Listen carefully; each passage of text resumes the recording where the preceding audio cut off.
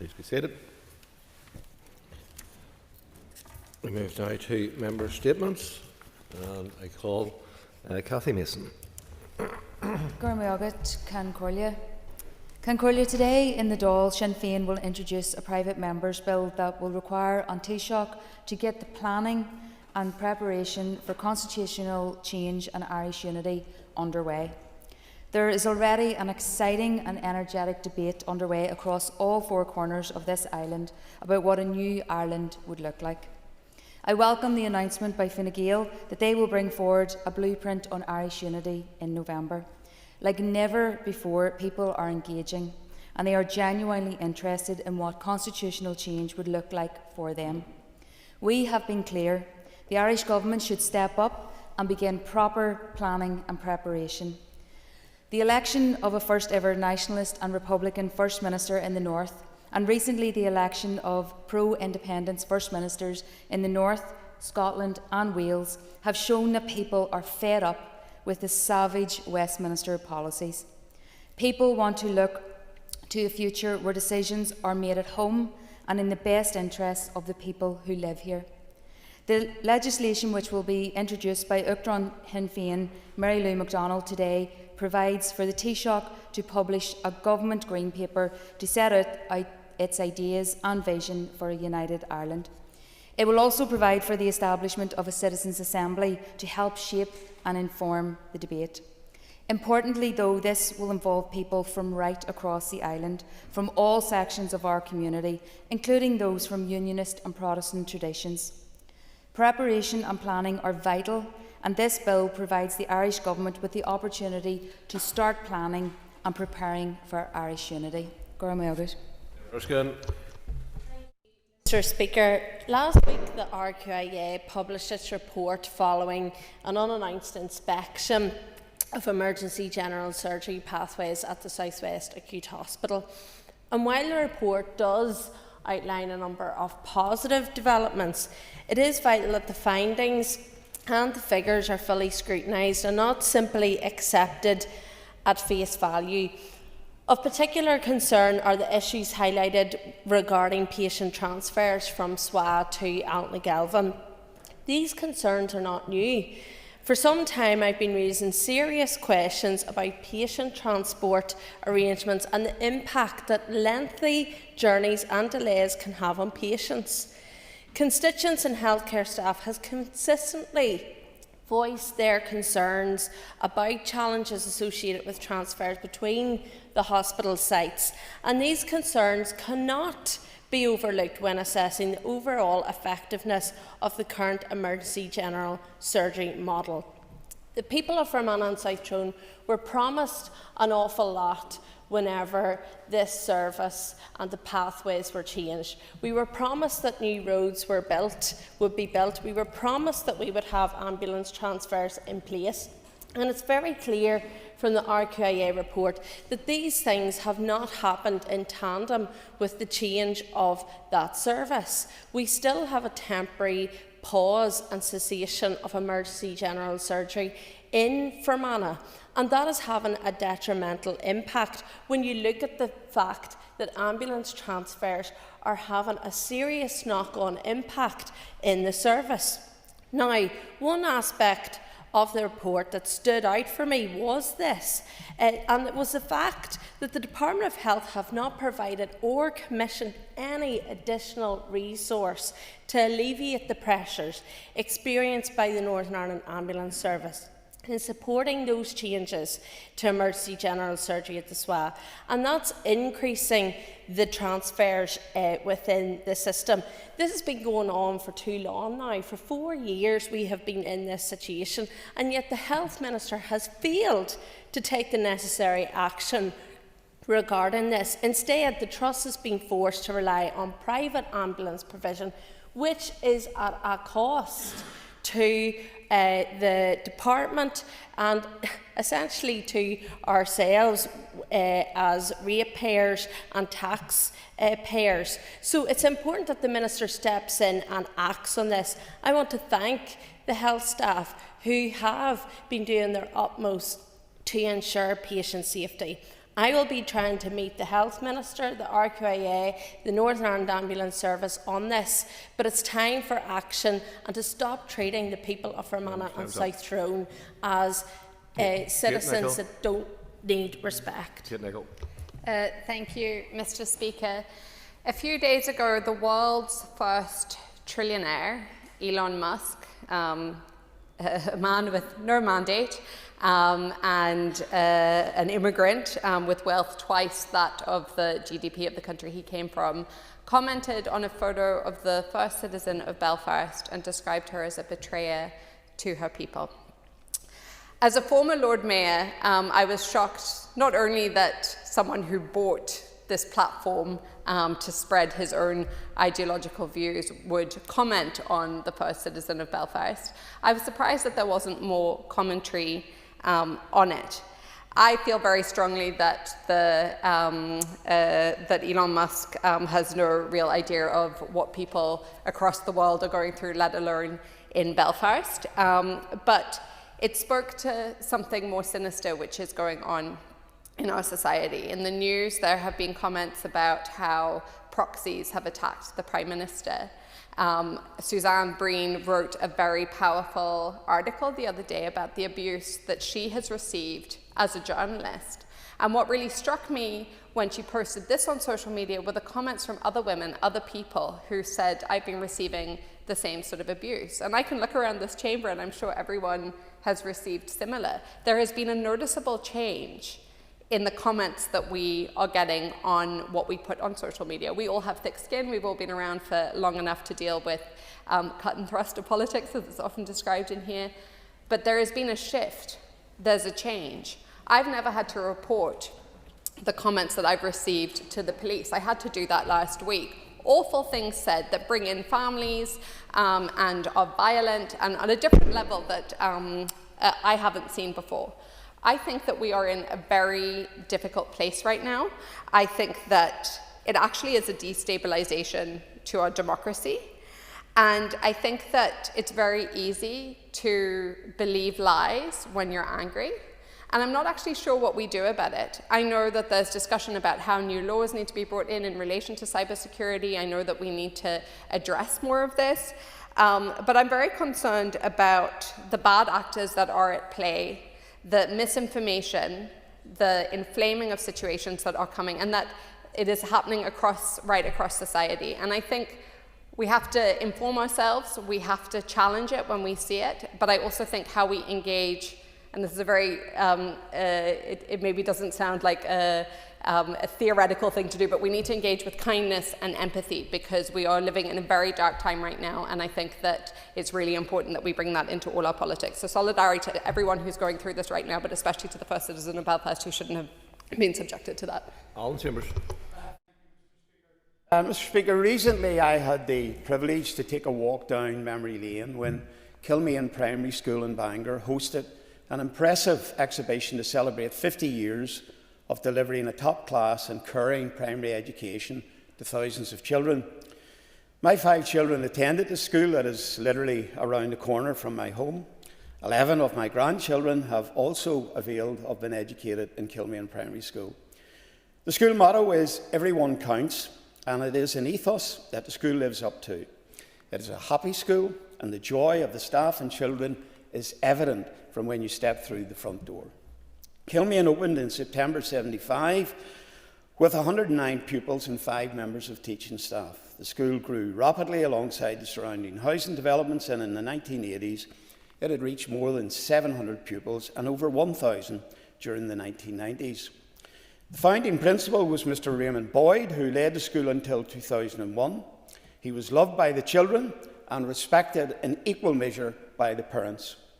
The school added a nursery unit in October 2000, providing preschool education for 52 part-time pupils. The late Mr. John Mann succeeded Mr. Boyd as principal and oversaw one of the most significant developments in the school history when the move was made into a purpose-built new building in 2005. Prior to that, education was conducted in 46 temporary mobile classrooms. The new facilities marked a major milestone for pupils and staff, providing modern classrooms and resources to support learning. Since then, the school has continued to build a reputation for academic achievement, sporting success, and a strong programme of music, drama and pastoral care. 2 members of the Northern Ireland senior women's and men's football teams who attended Kilmaine are the much-kept players Ashley Hutton and Josh McGuinness. Mr. William Campbell served as principal from 2014 to 2019. The current principal is Mrs. Rachel Cinnamon, who is not only a former teacher in Kilmaine, but was also a pupil herself who attended this wonderful school. I wish the school another 50 years of success and excellence in delivering first-class primary education to generations to come. And I would wish to record my warmest gratitude for what the current and past staff have contributed to children's education and development over the last 50 years in Kilmaine Primary School. Thank you, Mr. Speaker. Mr. McNulty.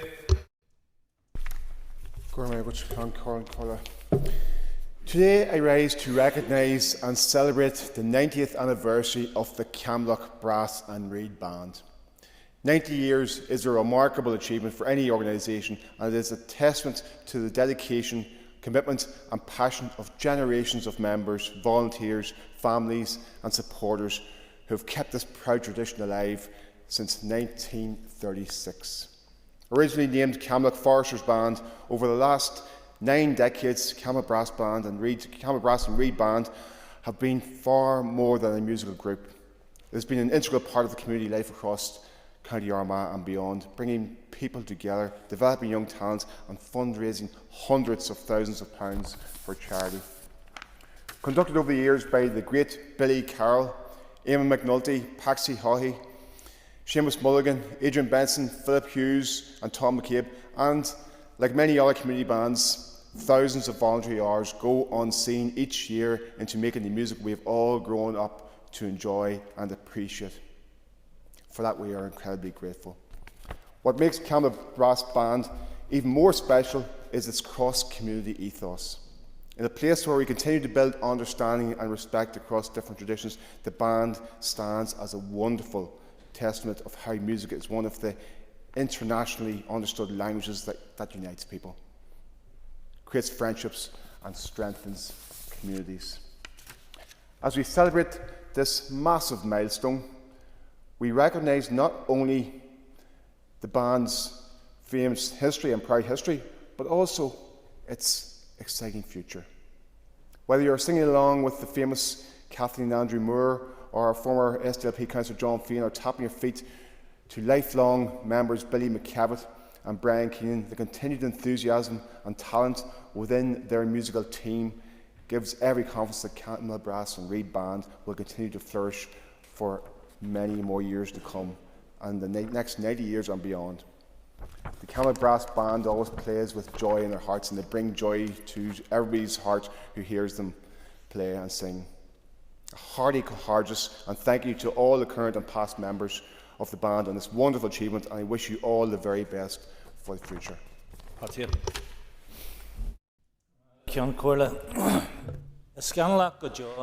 racist violence that we have witnessed in the past week is utterly disgraceful. There can be no excuse for justification for attacks on families, on homes, or businesses.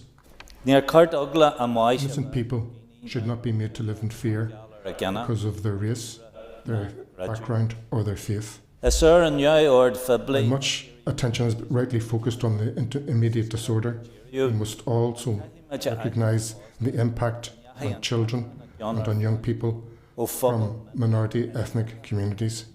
Many young people have watched disturbing scenes unfold online and in their own communities. They are worried. Some are frightened to travel.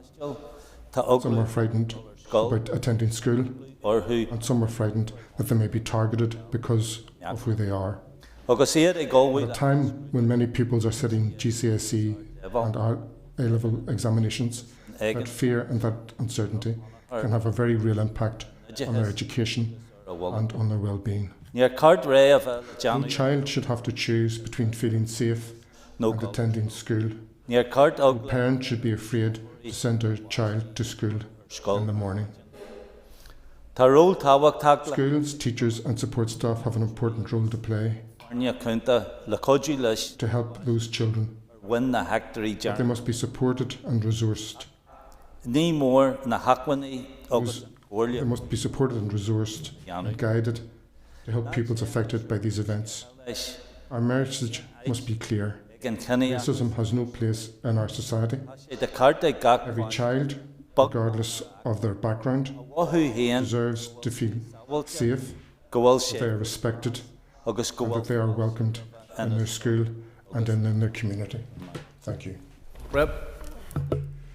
Mr. Speaker, last week I was honoured to join with hundreds of members of the Lower North Belfast community as we came together to remember the 50th anniversary of the Times Bar bombing, which took place on the 5th of June 1976.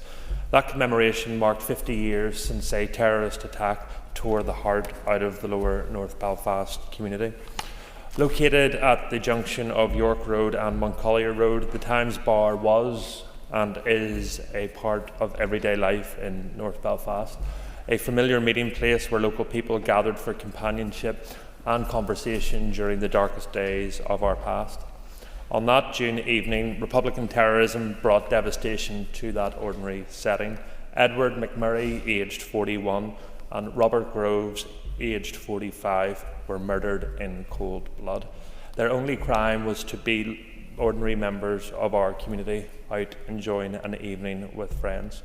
Others were injured, whilst many more continue to carry the scars of that night.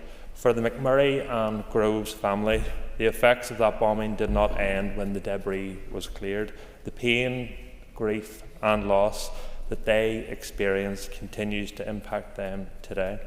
I wish to place on record my sincere thanks to the York Road Historical Society for organising such a dignified event. And in particular, I want to pay tribute to Jim Boland and Brian Boyd, the current owner of the Times Bar, for their immense work that they undertook. I also want to acknowledge the many organisations and individuals who supported the event. But most importantly, Mr. Speaker, I wish to thank the McMurray and Groves family who were represented on the evening. Despite 50 years of pain and loss, they have continued to honour the memory of their loved ones with dignity and grace. I am particularly grateful to them for allowing us to open a new memorial for Edward and Robert. As part of that commemoration, a new mural was unveiled, providing a lasting legacy from our community to those who were murdered in cold blood. 50 years on, we remember those two men with honour and pride, lives taken by Republican terrorists just because they were Protestants. Edward McMurray and Robert Groves will be continued to be remembered proudly by the North Belfast community, and today and every day we remember their families and their loved ones. Ciara Ferguson. Yesterday was an important day, a day focused on promoting the dignity, rights, empowerment and independence of older people within all of our communities, supported by the United Nations. For World Elder Abuse Awareness Day, I wanted to speak to the fact that within our rapidly ageing population, we require a renewed focus across all departments. Elder abuse remains under-recognised, under-diagnosed, under-reported and therefore overlooked. Elder abuse can take several forms, including physical, psychological, emotional and financial abuse, as well as neglect. Devastatingly, this often occurs due to the fact that older people lack visibility, protection, care and community-based supports alongside access to services. Only concerted and coordinated action can create a society for all ages. The upcoming Criminal Justice Bill Sentencing Bill will provide an additional opportunity to introduce targeted protections for offences motivated by vulnerability. We will be scrutinising the need for enhanced protections which recognise the varying forms of stereotypes, prejudice, intersectionality and discrimination. The Department of Health Adult Protection Bill will also be important to create a comprehensive legal framework for safeguarding adults at risk of harm and enabling those responsible for abuse or neglect to be held accountable. Our colleagues in the south of Ireland are progressing similar legislation provisions through the Criminal Law Adult Safeguarding Bill 2026 to protect those at risk adults whose ability to guard against themselves against violence, exploitation or abuse by another person is significantly impaired. Additionally, the Minister for Communities should respond to Siobhan Casey, the Older People's Commissioner's recent research, which calls for legislation to prohibit no-fault evictions in order to protect a growing body of vulnerable older private renters. I will finish by asking all members to continue to advocate, educate, raise awareness and enhance available protections within their respective departments. Thank you. Gerald Rundy. I rise today to recognise the outstanding success of the Royal Landings celebrations held in Carrickfergus on Saturday. Once again, thousands of people lined the streets in our historic town to witness what can only be described as a spectacular reenactment of one of the most important moments in Ulster's history, the landing of King William III at Carrickfergus on the 14th of June 1690. For one weekend, history was truly brought to life. Families, visitors, local residents, tourists alike were all immersed in history in a defining chapter of our heritage and culture. The sights, the sounds, the atmosphere not only allowed us to celebrate our past, but also provide a really important educational experience for a new generation. The Royal Landings has become much more than just an event. It showcases everything that is best about Carrickfergus and beyond, from the magnificent historical reenactment to the participation of over 40 marching bands, orange lodges, children's entertainment, pipes, Highland dancers, lambegs, community groups, living history performers, volunteers and much, much more. And this weekend demonstrated the vibrancy of our cultural richness that exists within our communities. And I want to pay tribute to absolutely everybody that was involved in such a successful event. But what makes it so special is its uniqueness. There's nowhere else quite like it. It's an authentic cultural experience rooted in the very history of Carrickfergus. And I was really privileged on the day to speak to so many people from Australia, Canada, Wexford, Liverpool and beyond. And this is why so many people are disappointed to hear that cultural events like this and programmes associated with our important heritage and culture in recent months have been classed as vanity projects by Sinn Féin. Such remarks fail to recognise the immense value that these events bring to our communities. They overlook the volunteer time, the hours that are taken to preserve in our history, the young people who spend their evenings participating in bands and cultural organisations, and the thousands who attend with pride and enthusiasm. The scenes witnessed in Carrickfergus this weekend provide the strongest possible response to these comments. The crowds speak for themselves and the success spoke for itself. The sense of community pride spoke for itself. This is far from being a vanity project. It's a celebration of important history, culture, tourism, education and community spirit, and we can't wait to see it grow further. Thank you. Buchanan. Mr. Speaker, 2 weeks ago I attended a special memorial service in Castledare to mark the 38th anniversary of the brutal murder by the IRA, the bedfellows of Sinn Féin, on the 8th of June 1988 of Lance Corporal Michael Darcy. And while the IRA, responsible for decades of murder, violence, intimidation and human rights, claimed responsibility for the murder, one thing they could never claim, and that was justification. For there was no justification for the murder of Michael Darcy. Michael Darcy was only 28 years old, who lived with and cared for his elderly mother. He was the main carer for his mother, and the only reason he was murdered, like so many others in Castledare, was because he was a Protestant, he was a Unionist, and he upheld law and order. His murder was not only an attack on him, but on the rule of law, on the right to life, and on every citizen within the Unionist community in Castledare. Earlier that evening of the 8th of June, Michael had attended a band parade in my own village of Drumquin and then on to Beara as a founding member of Castledare Young Loyalist Flute Band.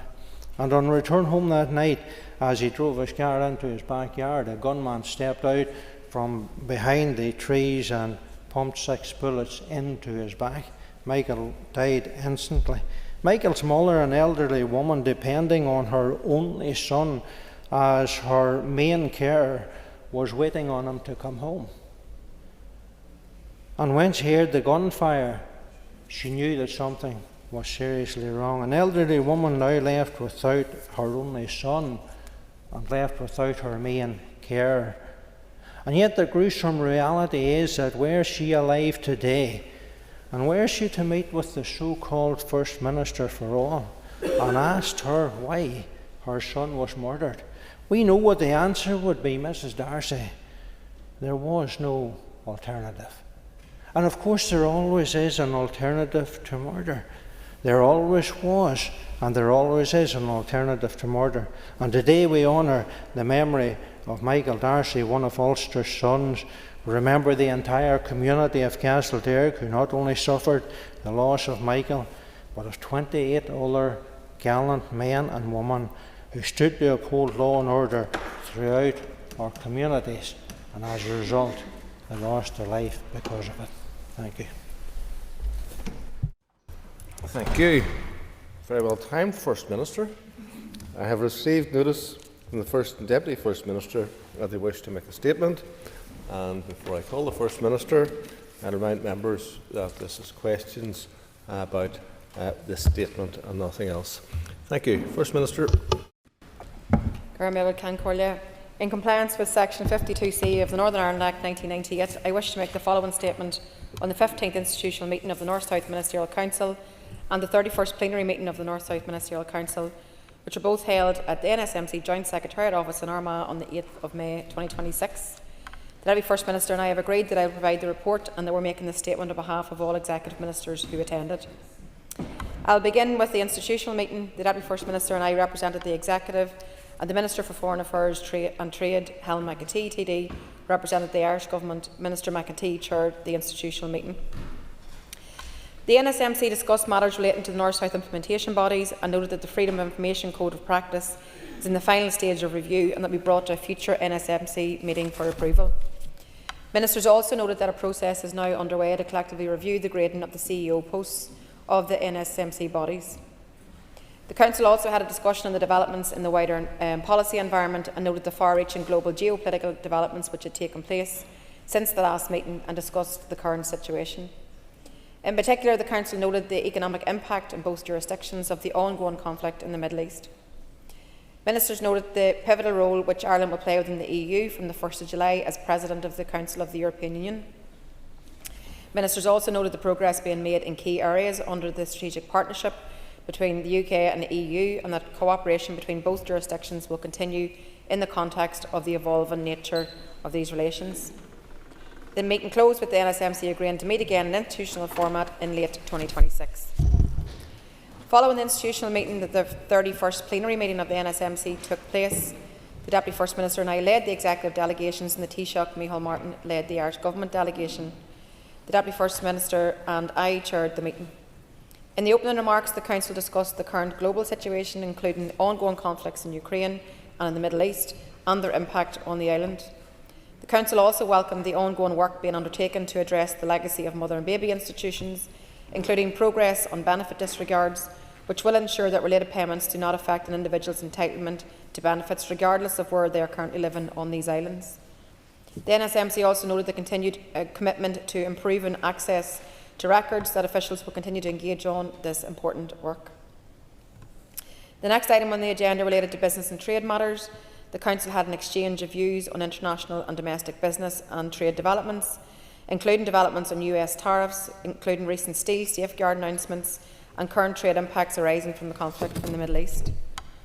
Ministers agreed that in what remains an evolving international trading environment, the two administrations will remain engaged with one another on business and trade matters.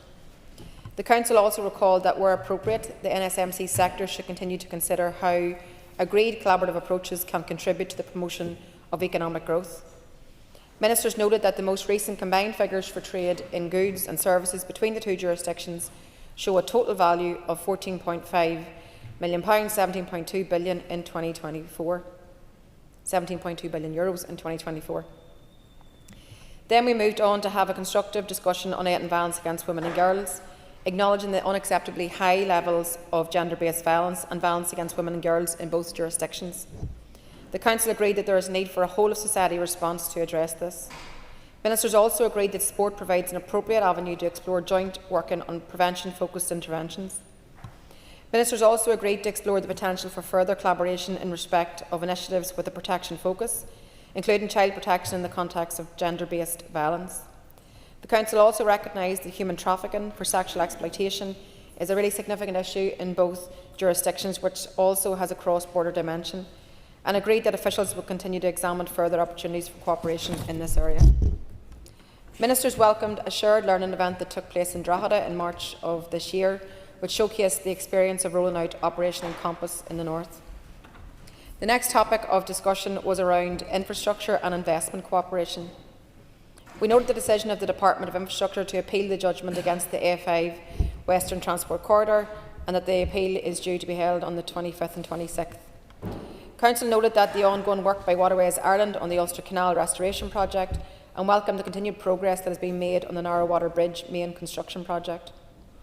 Ministers welcomed the continued collaboration to progress the All-Ireland Strategic Rail Review's recommendations through the rail project prioritisation strategy developed by both administrations and published in December.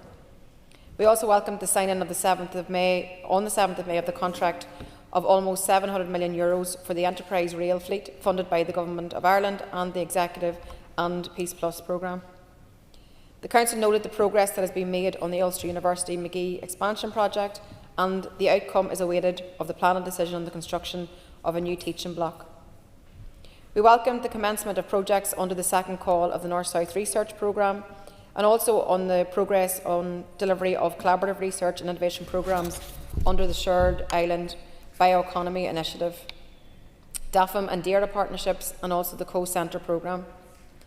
The Council welcomed the announcement by the Irish Government in November 2025 of a Shared Island Greenway Development Fund of €2 million to support the further development of greenways in border region. The Council also welcomed the November 2025 announcement by the Irish Government that the Minister of Transport will introduce a new PSO air service between Dublin and City of Derry airports in 2026. Ministers welcomed the progress on the implementation of the Peace Plus programme, noted that discussions on allocations to successor programmes are taking place, and that SEUPB has commenced the development of a successor programme. We then discussed emergency planning and preparedness, and the NSMC welcomed the regular and ongoing collaboration between officials in both jurisdictions on civil contingencies, resilience and emergency preparedness. The Council also welcomed the sustained engagement between both jurisdictions to enhance strategic cooperation in the area of resilience and preparedness. Ministers welcomed the 4th All-Ireland Disaster Risk Reduction Conference, which was held on the 29th and 30th of April in Dundalk, supporting further discussions between both administrations on optimising cooperation on emergency preparedness, management, recovery and resilience. The NSMC welcomed the announcement in November 2025 of a €5.9 million allocation from the Shared Island Fund to strengthen the cooperation between the Northern Ireland Fire and Rescue Service and Ireland's National Directorate for Fire and Emergency Management. This coordinated investment will expand training facilities, invest in interoperable urban search and rescue training equipment, and procure a flood containment module.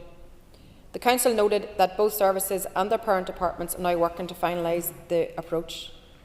We also welcomed the announcement in November 2025 of over €4 million in Peace Plus funding for 2 projects on cross-border collaboration on emergency management, tactics and resilient neighbours delivered by fire and emergency services and local authorities for both jurisdictions. The NSMC noted that despite the global disruption to the supply of oil and gas and consequent price increases, there is currently no issues around security of supply across both jurisdictions, and that officials will continue to monitor jointly the situation and update ministers as necessary. The Council noted that since the last NSMC meeting in October, ministers had met in 9 sectors, and the Joint Secretariat continues to work with both administrations to facilitate NSMC meetings across all sectors. The Council noted that the corporate governance matters have been considered in each of the North-South implementation body sectors, including business plans, budgets and annual reports and accounts. It was noted that the Council appointed a number of board members to the North-South bodies, and that the Joint Secretariat hosted a board member conference in February of 2026.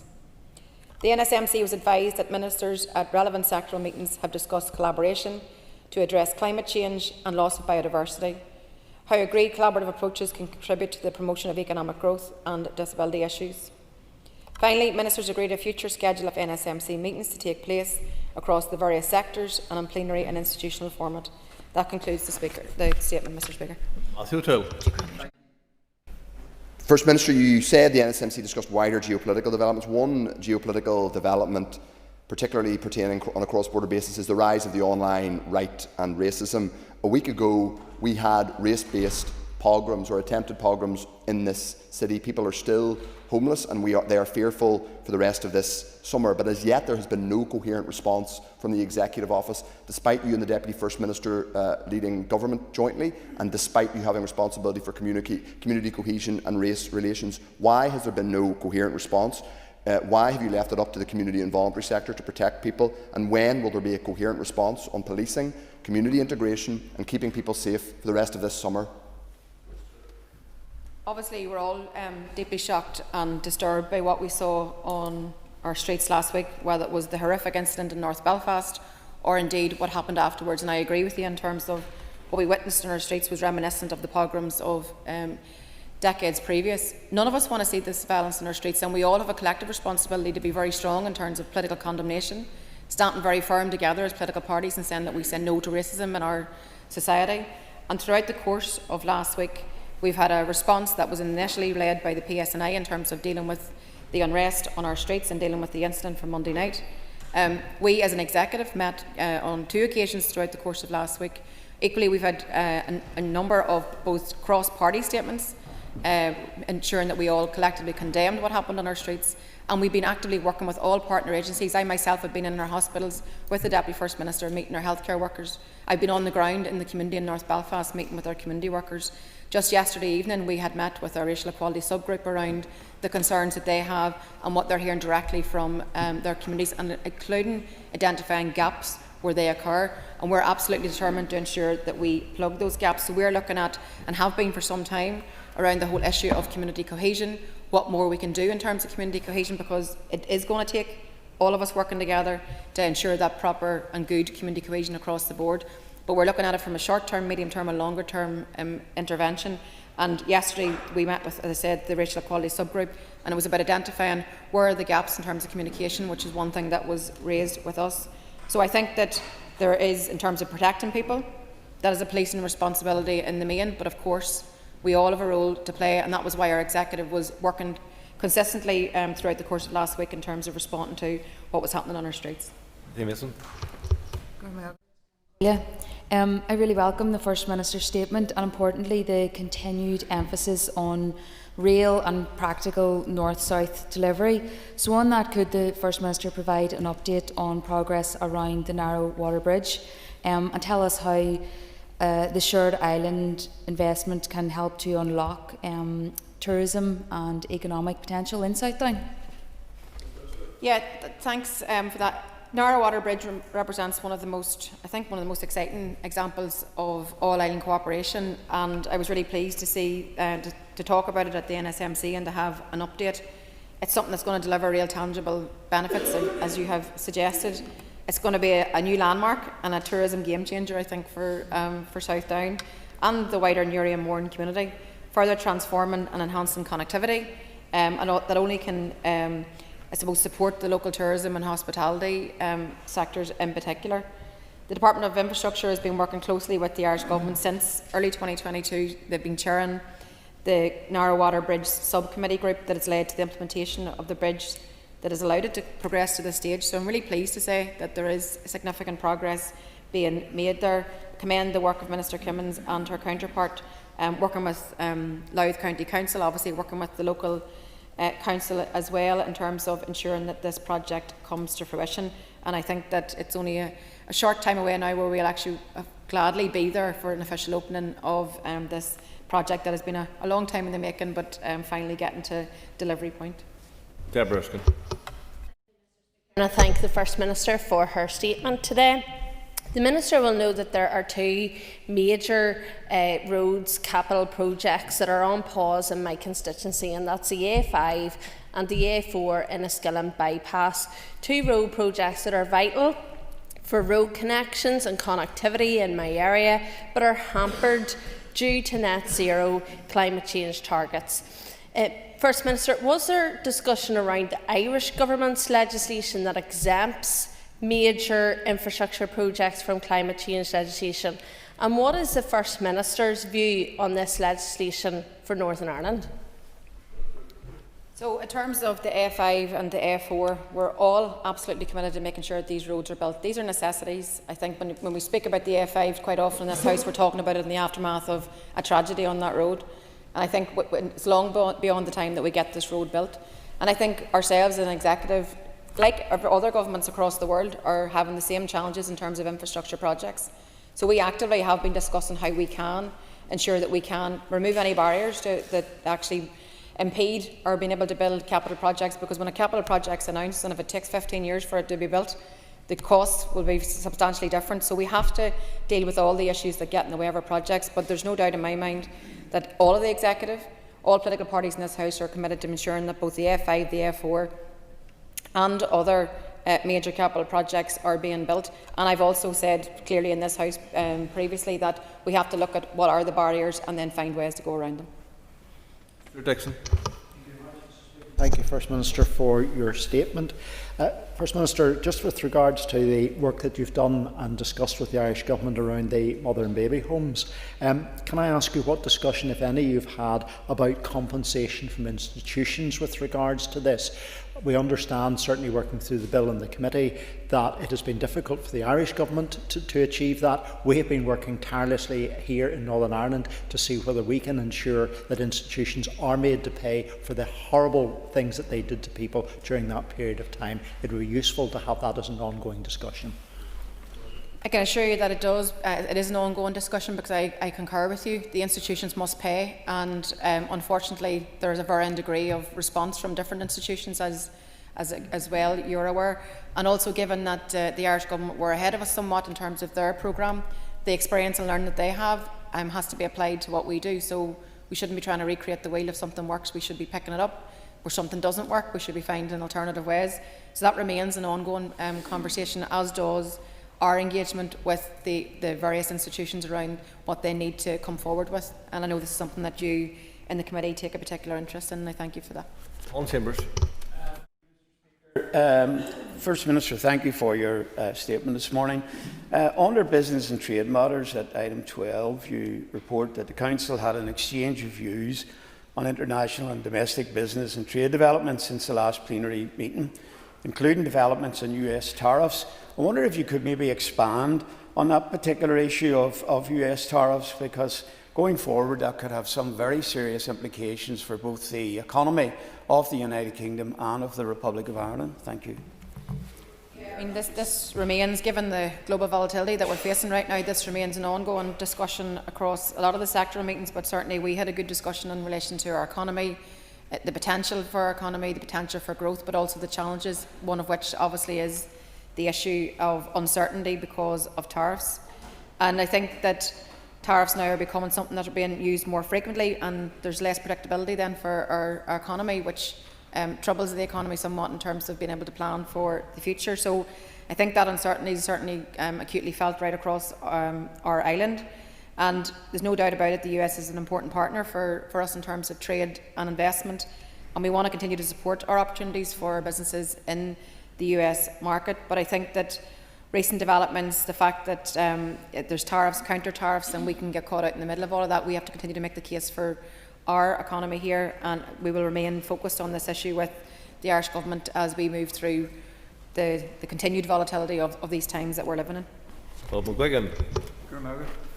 Just following on from your discussion on the economy, First Minister, you've spoken previously about the opportunities created through your unique economic and trading position here and the increased potential that comes with all-island cooperation. Can I ask if you could outline the work of Intertrade Ireland and Tourism Ireland, and how that is supporting further development of that all-island economy, ensuring workers, families and businesses benefit from economic growth?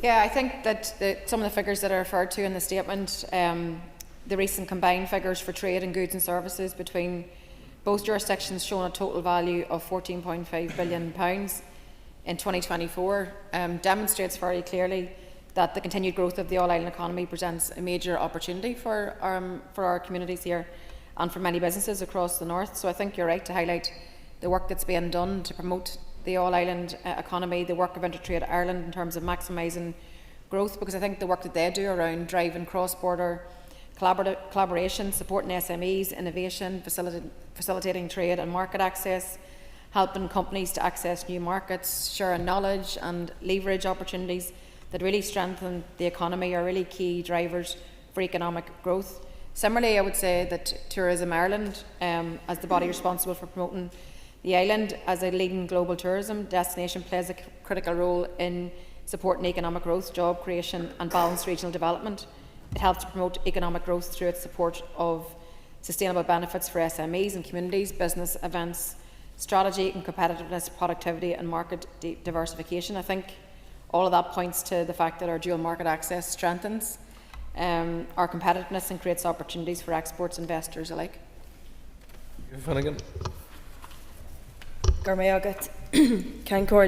Minister, last month you attended the contract signing of the £500 million investment in new, faster and more modern enterprise trains in Grand Central Station. The hourly service has been a significant increase in passengers on the service, with up to 200,000 passengers a month, boosting the thriving all-island economy and football into Belfast city centre and beyond. Given the huge success of the enterprise service, will you work with the Dublin Government to ensure that more rail projects benefit from shared island investment?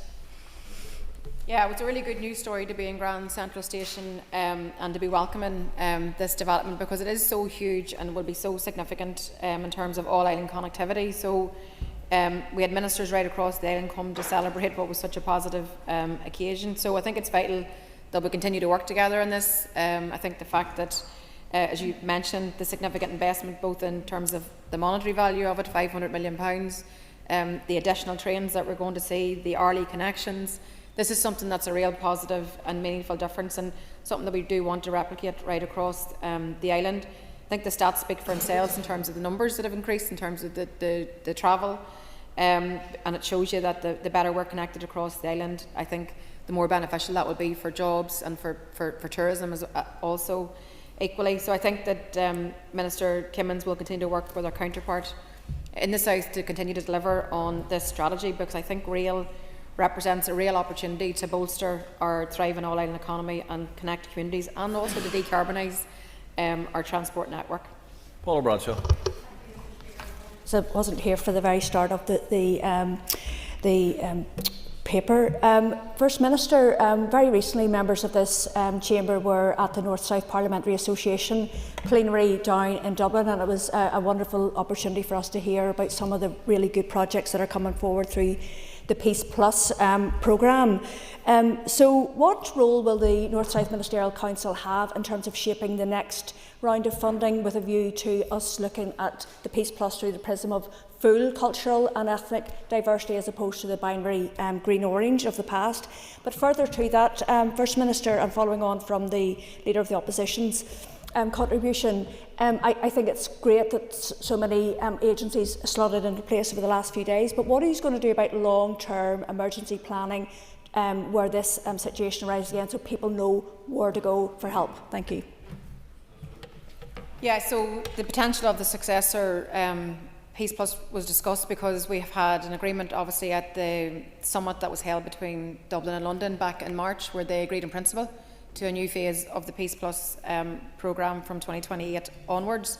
And we had discussed that because I think it's important that we do shape it right, and we shape it right for the society that we live in 2026. So I think widening the scope, ensuring that we're incorporating all of our community, ensuring that whatever the new departments or the new programme comes forward, that it's in line with what our needs are in 2028 as well. So I think we've all got a bit of work to do around shaping that. Certainly we've had some initial conversations with the SEUPB around what that might look like. I think in particular there needs to be a focus on rural communities as well, which there was in the previous programme, but I think there's more that can be done there as well. But I think what we now need is to continue with the work around how do you translate an agreement in principle into an actual tangible programme for going forward. So this will remain something that we will continue to discuss, and I know that the Department of Finance has continued to work with their counterpart in terms of developing the future programme. And then in terms of the longer term intervention around what we need to do here, as I've said previously, we are looking at what we can do in the short term to immediately deal with the crisis, because some of the interventions that we put in place in the aftermath of the Ballymena riots last year were impactful and made a difference. So we're actively looking at what else we can do in the here and now, working with all the partner agencies. We're also looking towards longer term cohesion, and we've had a lot of work done over recent months from our officials in terms of what that could look like in the medium and longer term, and we will say more about that whenever we have a finalised programme. And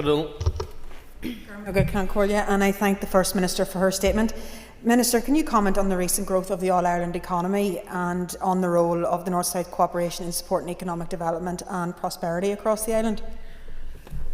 Yep, thank you. I think, as I've said, tourism is very much an all-Ireland sector, and Tourism Ireland does an excellent job in marketing the island internationally. I think because of recent global events, we've unfortunately seen a dip in terms of international tourism after we've had many, many years of substantial growth, and that's disappointing to see. However, it has been more than offset by a 15% increase in visitors from the 26 counties coming north, and I think that is an interesting factor. And again, I think a lot of these things are interconnected, whether that's more connectivity across the island, making it easier to travel. These are all really positive developments, and I think that we can see how the all-island economy is thriving and helping to compensate for what is a very difficult international situation. So again, I think when it comes to tourism, the benefits of tourism are spread right across. They're not just centralised in one area. Your own backyard in particular, in terms of the growth of tourism in Fermanagh. We have a lot of really exciting opportunities ahead of us, whether that is the Fleadh Ceol in Belfast, whether it's Derry's Halloween Festival. I know that there are a number of really huge events happening across our island, and I think that that's why I think events such as last week are so disheartening and so saddening, not least for the impact on those that were targeted, but also because of the reputation that it gives us and the world image of this place, which what I saw on the television screens last week, I'm sure everybody in this House would concur, does not reflect who we are as a people, and we'd want to send that message very clearly. Just McNulty. I was Karen Corlin, and I thank the First Minister for her statement. First Minister, you may have seen yesterday's Irish News article by Angela McGowan, where she said that for too long the North has treated infrastructure as a cost to be managed rather than an investment in the future. It is great, First Minister, to hear you giving so much praise to the department of the Taoiseach's shared island units, whose vital capital investment has been so essential to the delivery of cross-border roads and rail projects. When are we going to see some ambition from the North in terms of delivering and advancing on the All-Ireland Strategic Rail Review, so that ultimately we can see trains pulling into Portadown Station, having departed from Armagh? Minister. As I said, we have an ambitious piece of work in terms of the All-Ireland Rail Review and a 25-year plan set out, very clear where we need to target our investment and actually make a real difference. But we've already practically made huge strides forward, not least with the 8 additional trains that we announced just recently, the hourly service, and the fact that's been availed of so widely and significant numbers. I think the investment of £500 million is something that is tangible and concrete and shows an investment in our rail. But I think the next step is, in terms of delivering our objectives of the rail review, is around developing joined up governance arrangements, and then we as a collective executive need to target capital investment towards the projects, the infrastructure projects that we want to see delivered. I certainly want to see the fulfilment of the All-Ireland Strategic Rail Review. On the Murphy. Ceann Comhairle, First Minister, it was great to see both yourself and the Deputy First Minister recently meet a number of hotel and hospitality businesses in my home county of Fermanagh. And as always, I want to acknowledge the vital role that these businesses play in driving our tourism sector, driving visitors and supporting our local economy, of course. Would you agree with me that our hospitality sector deserves a level playing field, and that the British Government should align the VAT rate here for hospitality in the north with that in the south? Yeah, I have to say it was great to be in Fermanagh. Myself and the Deputy First Minister took the opportunity to engage with a whole range of hospitality businesses, and even out on the loch as well. And I have to say the positivity of those individual businesses was really heartening to see, albeit that there are also big challenges, not least the fact that there isn't a level playing field whenever it comes to VAT. And we made the case to them that we have previously raised this issue directly with the British Government around creating a level playing field, even at least giving us a pilot in terms of that, so that we can see what difference that will make, because we want these businesses in Fermanagh to thrive, not just survive, we want them to thrive. And I know that they have big plans for their own individual businesses, but it doesn't make any sense that our local hospitality sector will be at a disadvantage to their neighbours.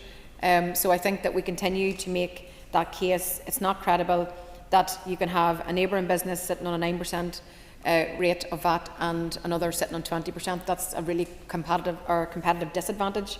At a time whenever even the cost of doing business is really challenging these businesses, we need to try and create a better level playing field for them. So we continue to make that case, and we can assure you that that is something that we will not miss. And I can say to you also that I know that the Department of Finance, the Finance Minister, continues to raise this also with the Treasury as well. Thank you. I received notice from the Minister for Communities who wishes to make a statement. Minister.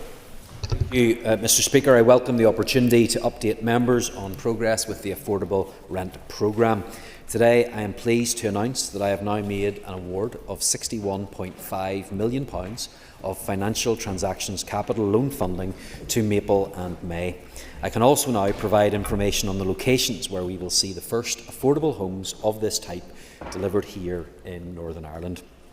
Members will recall my previous announcement on this important initiative when Maple and May was selected to act as the first affordable rent operator. I can now confirm that since then terms have been agreed and £61.5 million in FTC loan funding has been formally awarded to support delivery. This is a significant milestone and the next step towards these homes becoming available for rent. It means that we are now moving from policy ambition into real, tangible delivery, providing the homes that people right across Northern Ireland desperately need. Indeed, the first scheme will be open for applications in the coming weeks under the Maple and May Affordable Rent brand. This programme represents a strong and innovative public-private partnership. An initial investment from my department will act as a catalyst, leveraging substantial private capital alongside additional private revenue investment from Maple and May. Together, these bring the total value of this funding programme to over £122 million over the 25-year loan term. And, importantly, because this is loan funding, it allows me to continue prioritising my capital budget towards grant funding for social housing, therefore maximising every available resource towards the delivery of new homes. The homes delivered under this programme will be high-quality, new-build properties located across Northern Ireland. They will form part of mixed-tenure developments as well as standalone schemes, helping to create balanced, sustainable communities where people can put down roots. Critically, these homes will be offered for rents at least 20% below local market levels. This is a meaningful saving for working households. Rents can only be uplifted once annually in line with private rented legislation with an effective cap in place. Homes will be targeted towards lower income households, and alongside that affordability, tenants will benefit from greater security through longer tenancies in high quality, well maintained homes and access to support services when they need them. Turning to delivery, the first scheme will be in Dungannon, where 15 2- and 3-bedroom homes are being built alongside social housing. This will be the first mixed tenure development of its kind in Northern Ireland. My goodness, even the chairman of the Communities Committee is smiling. There is another moment for the history books. As this and other schemes near completion, they will be advertised by Maple and May for rent, and eligible households can apply for a tenancy. These tenancies are deliberately targeted towards lower income households to maximise impact. Further schemes will follow within this financial year in Newry, Craigavon and Lisburn, with additional locations planned, including Belfast and Londonderry, as part of an expanded rollout next year. These first homes on the Old English Road in Dungannon are expected to be available to rent from later this summer, and I can confirm that advertising for these properties will begin shortly via the Maple and May website. This programme is about providing real options for people. It will give people and families access to more affordable rents, greater stability, and a genuine opportunity to plan ahead, whether that is for saving towards home ownership or simply securing a suitable, affordable home while waiting for access to social housing. Access to these homes will be fair, transparent and consistent. Eligibility criteria for a tenancy have been clearly set out in my department's policy. For example, households must earn below £30,000 for a single adult or £40,000 for households with 2 adults. This is intended to direct these tenancies to households who need them and who can derive the most benefit from what's being offered. There is no doubt that this type of housing is badly needed. Too many people are caught in the gap between being unable to access social housing and unable to afford the cost of living in private rented markets. This programme is a direct response to that challenge. And let me be clear, this is only the beginning. Work is already underway to expand delivery beyond the initial 300 homes. My ambition is to see this model grow and play a meaningful role in addressing housing supply and housing need across Northern Ireland. Alongside continued investment in social housing, this funding demonstrates a practical and innovative approach. It aligns with the objectives of the housing supply strategy to increase supply, broaden choice and ensure that people have access to the housing they need. Over time, it will reduce pressure on our social housing waiting lists as households who meet the criteria can access affordable housing. It also reflects my personal commitment as Minister to increase housing stock, to use the resources available as effectively as possible, and adopt new approaches where they can make a difference. And my commitment goes far beyond delivery of this new type of affordable housing for rent. The housing supply strategy seeks to accelerate the delivery of housing supply over the coming years. Shared ownership delivery through co-ownership is being expanded and plays a key role in enabling particularly first-time buyers to allow more people to access affordable home ownership. The Over 55 scheme is also providing an additional important element of choice for people to move to homes that better suit their needs as they get older. And I continue to press at every opportunity to prioritise accessing the necessary capital funding to deliver the social homes we need. At the beginning of 2025-26, the outlook for the social housing development programme was poor, with a budget that would only have achieved 1,100 new social homes.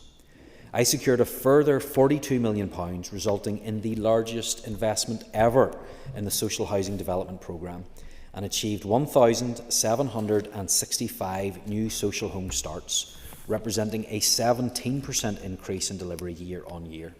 And there are now over 6,000 new social homes under construction across Northern Ireland. Looking forward, we need to do more. We need to secure more budget much earlier. In December, £29 million was as much extra funding as the programme could absorb once in-year funding became available. I have therefore repeatedly pressed the Executive to earmark more funding for SHDP. And while there is some impact from this in the current budget proposals, this is still not enough. That's why I have proposed to secure public sector land instead of grant.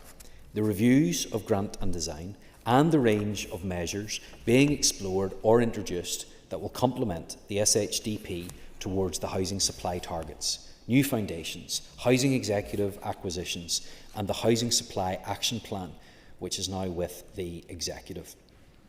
For the Housing Executive, I secured the major achievement of a commitment from the UK Government to consider NIHE borrowing as part of the Northern Ireland fiscal framework discussions. In the meantime, urgent engagement continues between officials on a means to secure the financial viability of the Housing Executive and identify an interim solution to its investment need. I fully intend to make good on the commitments I have made in this place and in the supply strategy, to make sure every household can have access to a good quality, affordable and sustainable home that is appropriate for their needs and is located within a thriving and inclusive community. And that is what these new affordable rent homes will do. Because ultimately this programme is about more than bricks and mortar. It's about giving people security, providing stability and helping hard-pressed individuals and families build a better future. I look forward to updating the House further as delivery progresses, and I commend the statement to the House. Thank you. Thank you, Minister. I call on Mark Durkin. Mark. Deputy Speaker, and I thank the Minister for his statement. There are over 50,000 households on the housing waiting list here, and over the last decade, with DUP and Sinn Féin at the helm, homelessness has increased by 120% here. So we do welcome any initiative to create more homes, but we have to get it right, and this might warrant further interrogation. Is housing need being considered in either the location or allocation of these homes? Well, first of all, can I welcome the comments that he has made around this scheme today, and the simple answer to his question is yes, we are absolutely looking at need. We want to make sure the money that we invest, whether it is our own capital budget or whether it's in this instance financial transactions capital, actually goes to where it can make a most of the difference. So the answer to the question, he'll be glad to hear, is simple, that it will help those areas that are most in need. He'll be aware that his own constituency of Foyle is one of the areas where we have greatest housing demand, and that's why in the first phase there will be an additional 60 homes in his constituency. Now, there are huge waiting lists. I want to do more to make sure that we tackle the need for housing overall. This is one part of it. It's small to start off with. I want to make sure that we see that grow as well as the other things that I've outlined today. Thank you very much indeed. I call on Colin Gildernew. Colin. And thank the Minister for the statement. And I can indeed confirm that you couldn't have picked a better place to start than the Old English Road in Dungannon.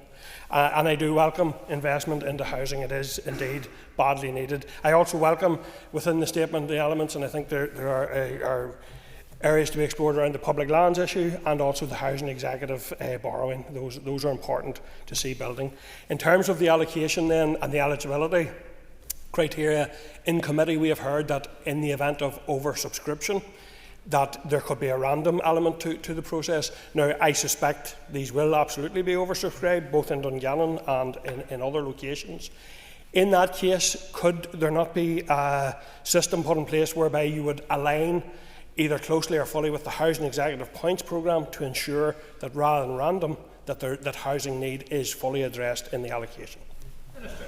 I thank the member as well for his comments, and I'm very pleased, and I know someone behind me is very pleased, that the first tranche of these homes will be in Dungannon, and I think it is important to note that we have pushed this forward so that we're not just talking about policy development anymore, we're talking about homes that have been built, homes that are ready for allocation, and look forward to that proceeding. We have had extensive conversations about how we ensure that these people that need these homes most actually get them, and we will be having an application process in which there will need to be a demonstration that you can afford to pay the rent, for example. Social housing isn't the best option, that this is right for the individual who is there. But then after that, it will be a random selection process, because we believe that demand will almost certainly outstrip supply.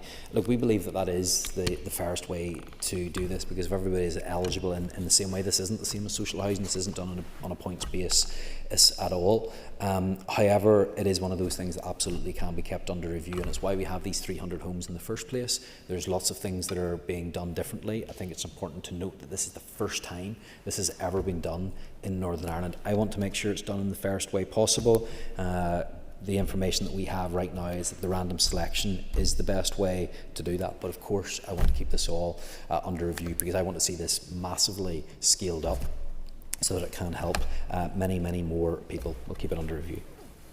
Deborah Erskine. Deborah. Thank you, Deputy Speaker, and I want to thank the Communities Minister, because this is really good news for my constituency of Fermanagh and South Tyrone, that we have the very first amount of homes being built on the Old English Road in Dungannon.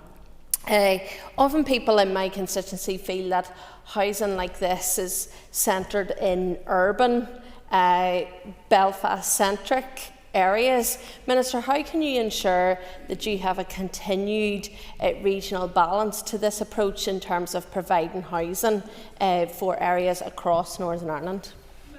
Grateful to the member for her kind comments, and I'm pleased that we are seeing this rolled out not just in a small number of locations but right across Northern Ireland. In fact, in the initial tranche, 8 out of 11 council areas in Northern Ireland will have access to some form of the affordable rent accommodation that we have announced today. We have need throughout Northern Ireland. Yes, absolutely, there are higher numbers in some places, but the need is still now consistently high across Northern Ireland in terms of where you can find those numbers of people that are struggling. So I am committed to making sure that we get a balance and a spread, that it's not restricted to certain areas.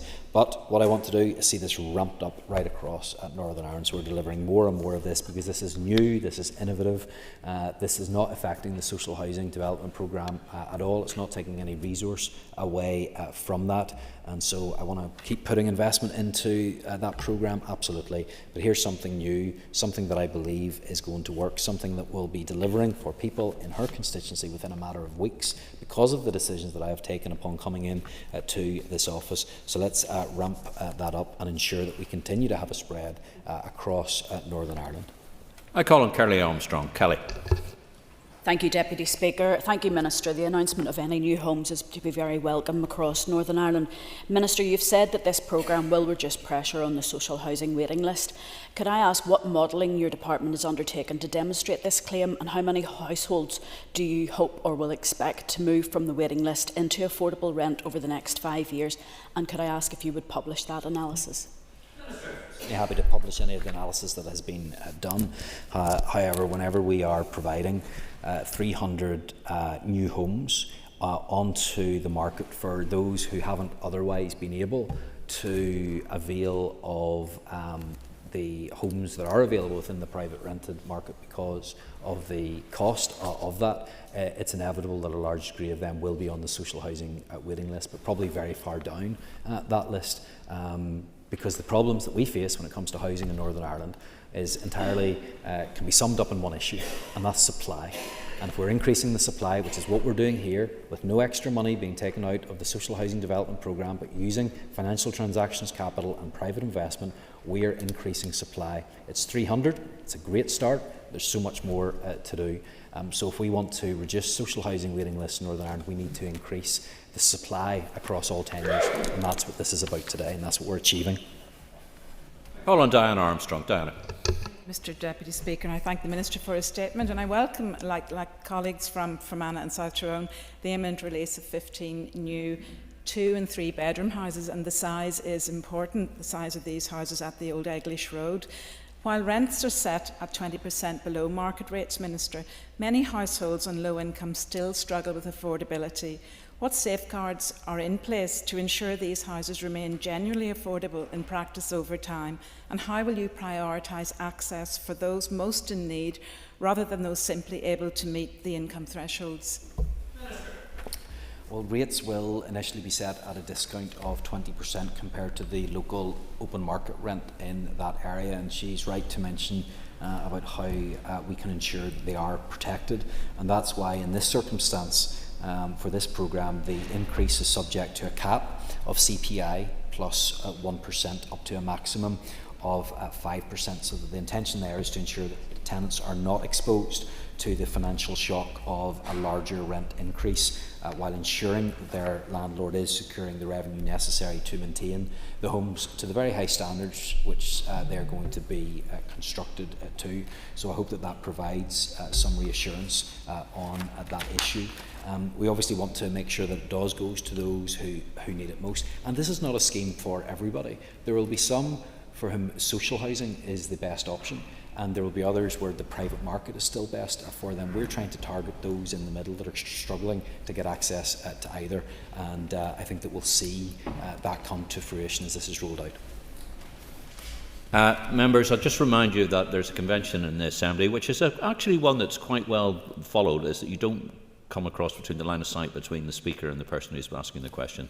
And I'm sure, I know Mr Dunn mightn't be fully aware of it, but I know somebody who is, so please, common courtesy in the chamber. I call on Cathy Mason. And Minister, unfortunately it's not such great news for South Down and for the constituents there. However, you mentioned towards the end of your statement around achieving more or some progress on borrowing powers for the Housing Executive. Can you expand on that, and also can you confirm that the Housing Executive will actually use these powers to start building houses again? So I hope I can bring some comfort to the member today, because although we don't have any announcements for her today in her own constituency, by the way I share her frustration on that for my own constituency as well, unfortunately this time, this is a scheme that we're looking to ramp up and to develop. So absolutely, this is something that we want to see, and I've given very clear instructions that I want to see this developed, and we will have by March time a plan on how we can significantly ramp that up. That's part of the Housing Supply Strategy Action Plan, which is now with the Executive, and I hope Executive colleagues can support me on that. In reference to Housing Executive borrowing, look, we have made progress, and I think it is important to note that we have got further than we ever have before on this issue. I believe that we can make a breakthrough on that. However, while we are waiting for that, I have asked to make sure that work goes on so that we are ready, so that whenever we do get access to that borrowing powers, that we're in a position to start. I had tasked the former Chief Executive of the Housing Executive, who's now left that post and is now in another role. I had tasked her to make sure that the Housing Executive was ready if and when those powers were made available. There is a significant investment need within current Housing Executive properties, and that's where some of that borrowing power will go. But absolutely, I also want to make sure that we build more homes with that as well. So yes, we need to make sure that we're improving the standard of our existing stock, but we need to start building more homes as well. And that's what we've been trying to do overall, is increase the number of houses in Northern Ireland. So that's why we're looking at the grant rate and the design guide, so that we can make our housing grant that we have at the minute go further. It's why we're looking at land instead of just grant. It's why we're also looking at intermediate rent. All of these things together, we're pushing, doing everything that we can to move this on. And I hope to see more homes in her own constituency as well, announced in further rounds, as well as my own. Thank you, Deputy Speaker, and thank you to the Minister. This is, of course, great news for Northern Ireland, but you will know, like myself, that our constituents in East Antrim are crying out for affordable homes. So has there been any identifiable sites or discussions underway in relation to the East Antrim area, and do you commit to, of course, expanding this scheme right throughout the whole of Northern Ireland? Yes. Absolutely, and I want to make sure that this is expanded, that we have substantial numbers. I believe this is something that is innovative and something that can make a real difference, and although the 300 homes will be very, very welcome to those that are going to get them, we need to see many, many more, and I want this to become a sizable proportion of our housing offering in Northern Ireland. So my team are going to be doing everything that they can to ramp this up, and I look forward to many, many of these homes being made available in East Antrim as well.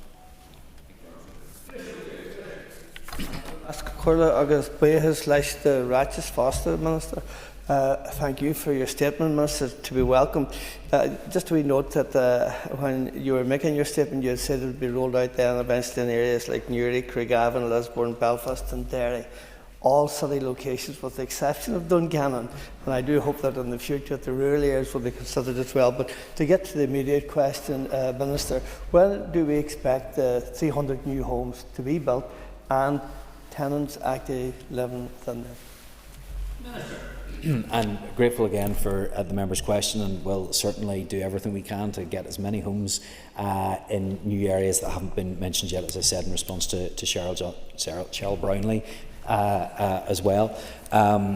in terms of the when the homes will be available, as I've said, Dungannon will be, they're built, they're going to be ready within the next few weeks. And then in terms of the other phases, Craigavon in autumn of 2026, and then Newry and Lisburn in the spring of next year, and then the further allocations in 2027 in Londonderry, Craigavon and in Antrim. So those will be made available at that stage, but we are seeing them delivered already. They will soon be allocated. So these aren't homes that are still a pipeline. Some are down at the line. Some of them will be available very, very shortly. Others are in construction. And at the same time, we're going to be looking at the policy to make sure that this can be ramped up, and we can have even more in construction in the pipeline after that. Thank you, Deputy Speaker. Can the Minister advise of the standards for these homes? Will they follow the current design guide? And Minister, maybe you could give the House an update on the design guide review. Thank you. Yeah, absolutely. So these homes will be constructed to the Design Guide Plus, if you like. So they will be the same as social homes. However, they will have a turnkey finish in them, and I know that's going to be very welcome, so that people can move straight in. So these are done to a very, very high standard, because I understand that we are wanting to target these towards people that will be struggling a little bit, perhaps will be struggling to pay full market rent, and we want to make sure that the house is ready for them to move into. So that will be the position in terms of the condition of the stock, and the standard to which they will be built will align with the design guide. In regards to the design guide, I think there are changes there that can be made. This is something that housing associations are very, very keen that we look at. So that is progressing, and I hope to have an update towards September time, so that we can make sure that we progress with that and make it easier and more straightforward to build social homes. Minister, I am pleased to see there's a good geographical mix of the new homes, and of course I welcome the homes for the Old Eglish Road in Dungannon. However, I noticed Fermanagh is missing. Can you commit today to ensuring that Fermanagh gets its fair share of these 300 homes? Well, unfortunately, not within the 300 homes. I don't think we're going to be in a position, apologies again to Deborah on this one. I don't think I've ever had a question time where I've had nearly every member from Fermanagh South Tyrone ask me a question. Not within the current 300, that is unlikely at this stage. However, as I've made very clear, I hope the message has got out there very, very simply today. I want to see this programme ramped up. This is new, this is innovative, we're doing something different, it doesn't come at any cost to the Social Housing Development Programme or the Northern Ireland Executive Budget. We underutilised financial transactions capital. This is an example of how we're using tens of millions more, so I want to see this ramped up, and absolutely I want to see more homes in Fermanagh as well. Sean Mahon. Thank you, Mr Deputy Speaker, and thank you, Minister. As others have said, any news of new homes being built is a positive. And please take my question in the spirit that I mean it in. The £61.5 million of public loan support for this project, can you tell us a justification about why that was not used for social houses? How do we know that this is going to be the best use of public money? Would these houses have already been being built, and will that have a genuine impact on our waiting lists rather than social housing? Yeah, absolutely. Well, obviously at the minute housing associations are unable to be involved in this sort of work, because current private tenancies legislation excludes housing associations from owning properties which are let as any form of private rental. So we are limited in how we can use financial transactions capital. This is a new, different way in which we can use it, which is now going to be able to deliver results. I think that I have significantly ramped up the amount of FTC that we're using within the department, and across housing in particular. There will be changes coming along to how FTC can be used, and I want to explore that across all areas of the department. So I want to get as much grant as I can. I want to make sure that grant goes as far as it can as well. But where we can't use FTC, Where else can we use it? This is one way we can use it. That's why we're using it in this way. It's a start. I want to do more. Maurice Bradley. Maurice. Thank you, Mr. Speaker, and I'd like to thank the Minister for a statement to the House this morning. But how can the Minister ensure that this is scaled up? And is the Causeway Coast and Glens one of the 8 council areas that you have mentioned, given the pressure there is with holiday homes and second homes in the North Coast area?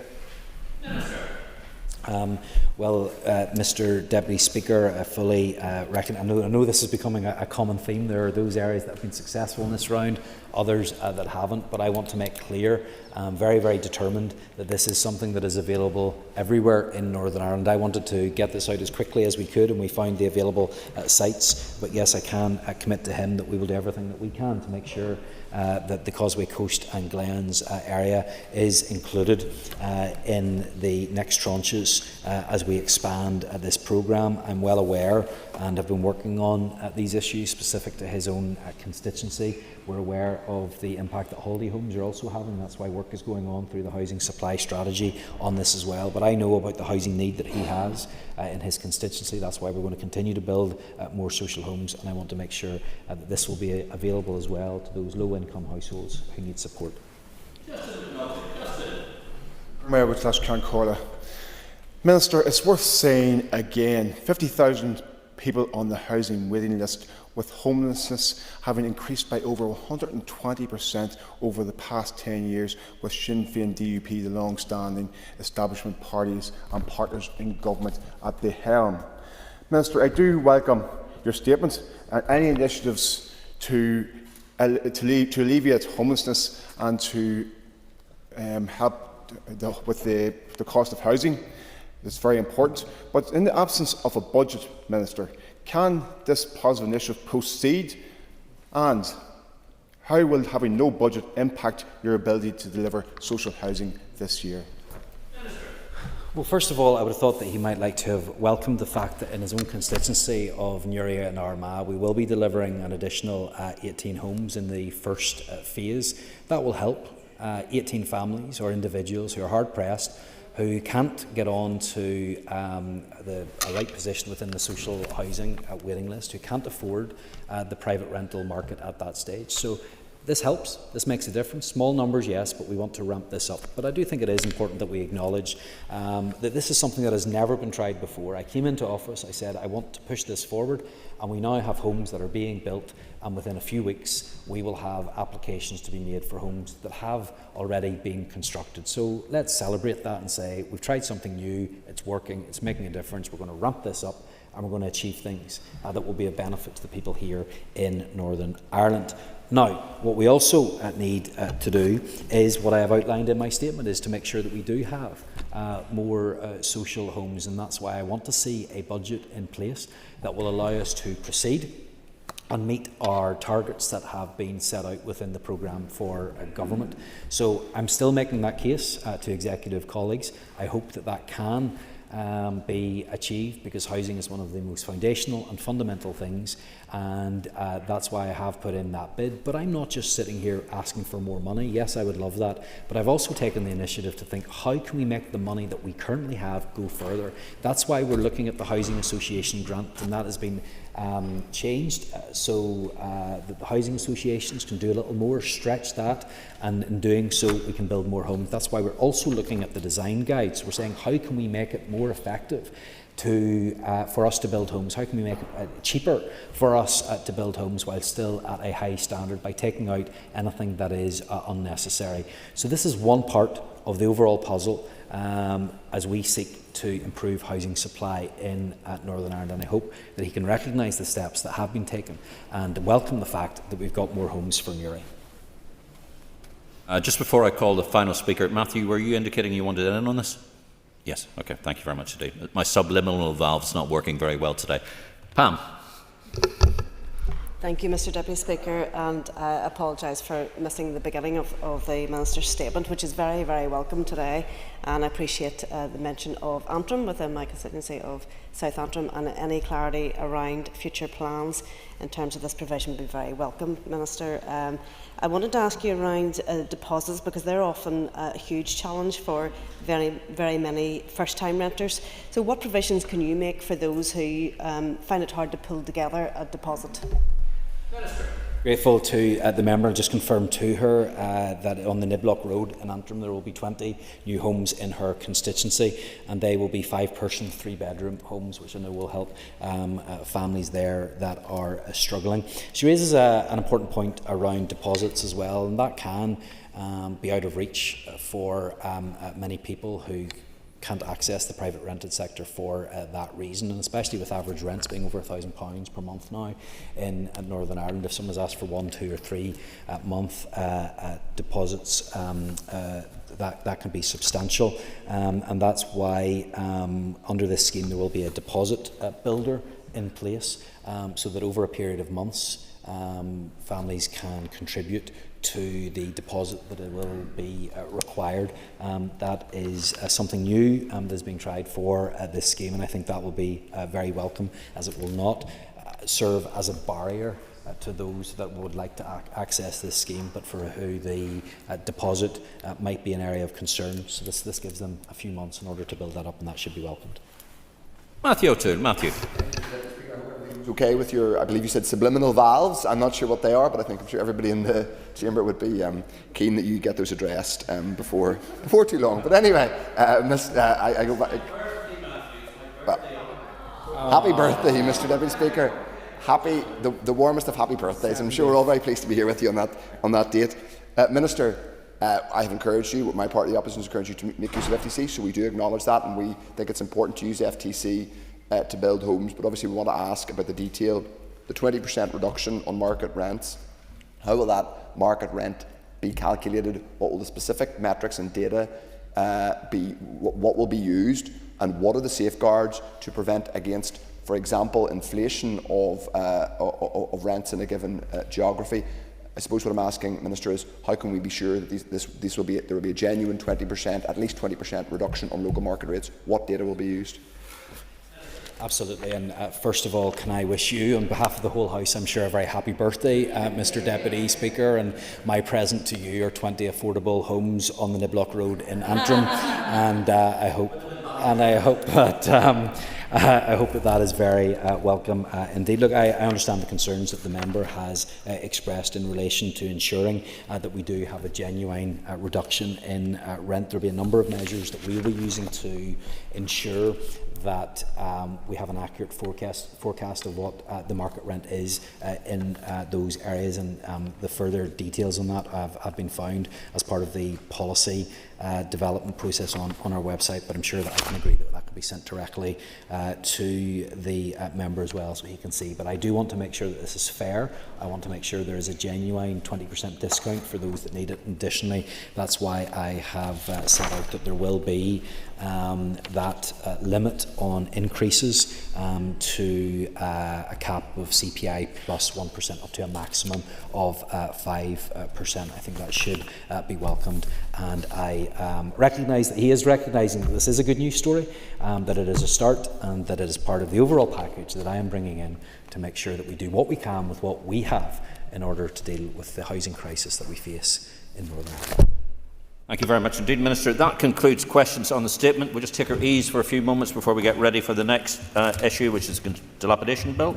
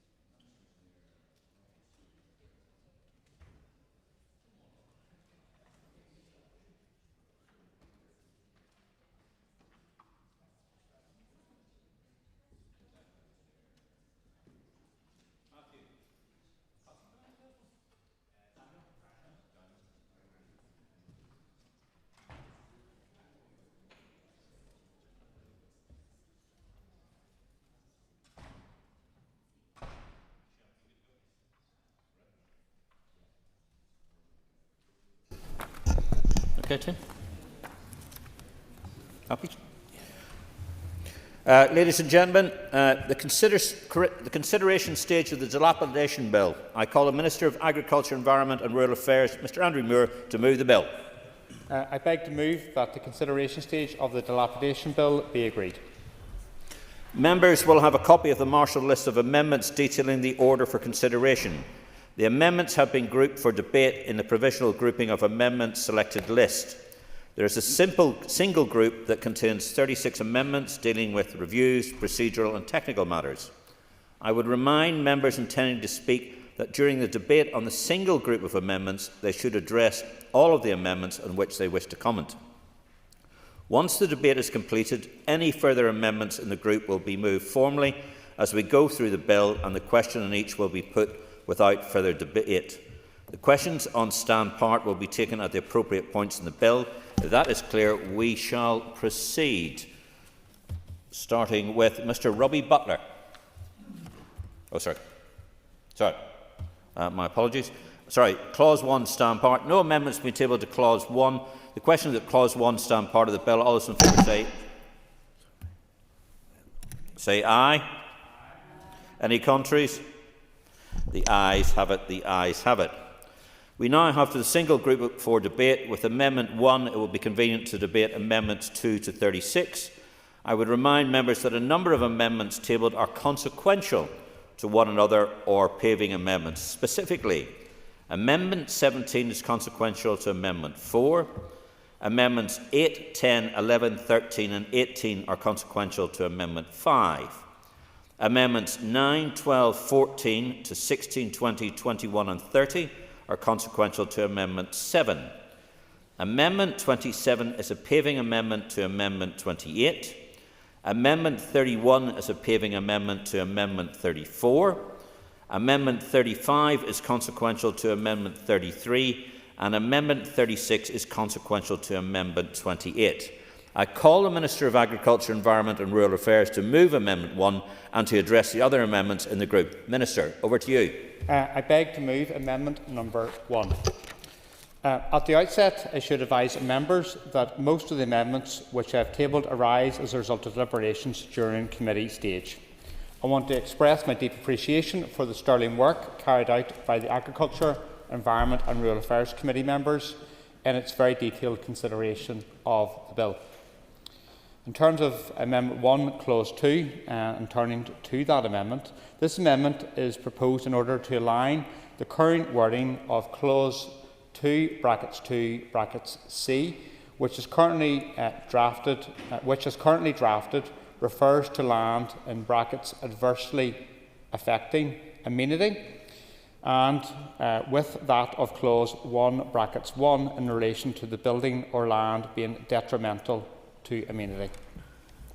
In terms of Amendment 2 to Clause 4, this amendment is proposed in order to strengthen Clause 4 and close any potential loopholes with regards to Section 85 of the Planning Act Northern Ireland 2011, which provides for the offence of carrying out unauthorised works on a listed building.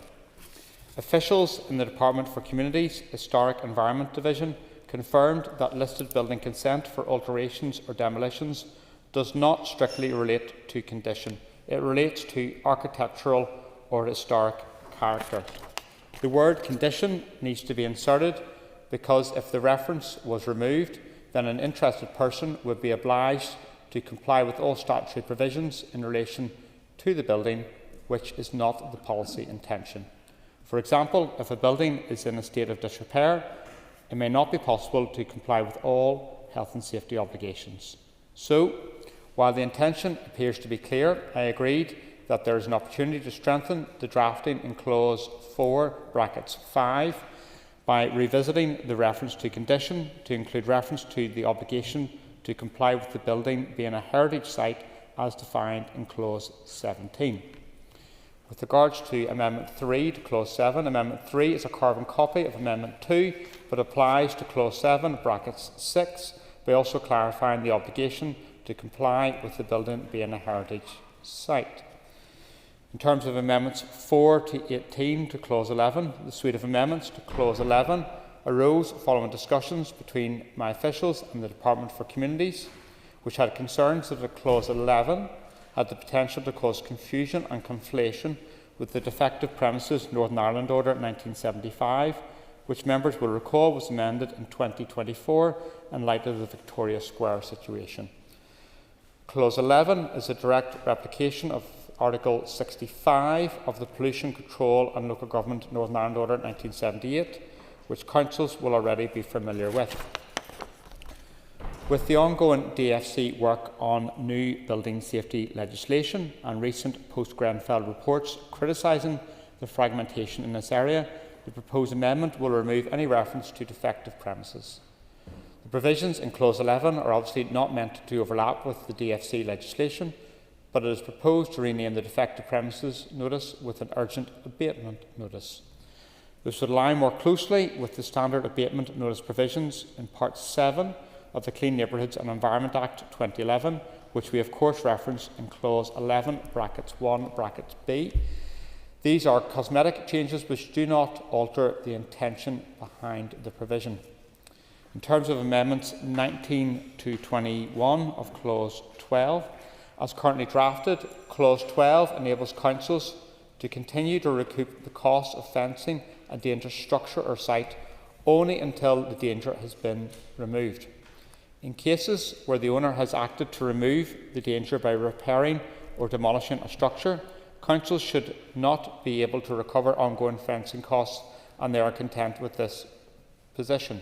The amendment has been drafted in respect of the ongoing maintenance and repair of the fencing in cases where the property itself continues to be dangerous, but the presence of the fence itself removes the danger.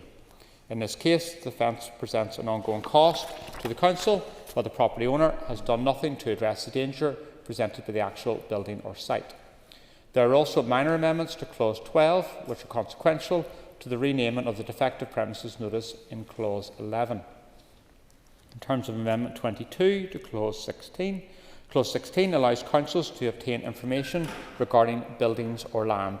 The amendment was requested by district councils, and it seeks to strengthen these powers and mirror those already available to councils under Article 72 of the Pollution Control and Local Government Northern Ireland Order 1978, so that they can serve a notice requesting information on anyone, such as the solicitor or other person with a financial interest in the land. Yes, no problem. I appreciate the Minister giving way, and on that point the Minister will know that I've been very supportive of the general principle of the bill, particularly the impact that dereliction and dilapidation has in my constituency in North Belfast. There is one issue, Minister, just in relation to ownership. So I think you'll be aware of this case, but I've written to you on a number of occasions. There's some unregistered land in lower part of North Belfast that has Japanese knotweed growing on and is impacting upon local residents. This was always seen that this vehicle and this bill would be the opportunity for councils to take action against that, which is impacting on privately owned properties. The Minister committed that the amendments that he is bringing forward today will not dilute the ability for councils to have to take action against that land, which is impacting on my constituents through no fault of their own.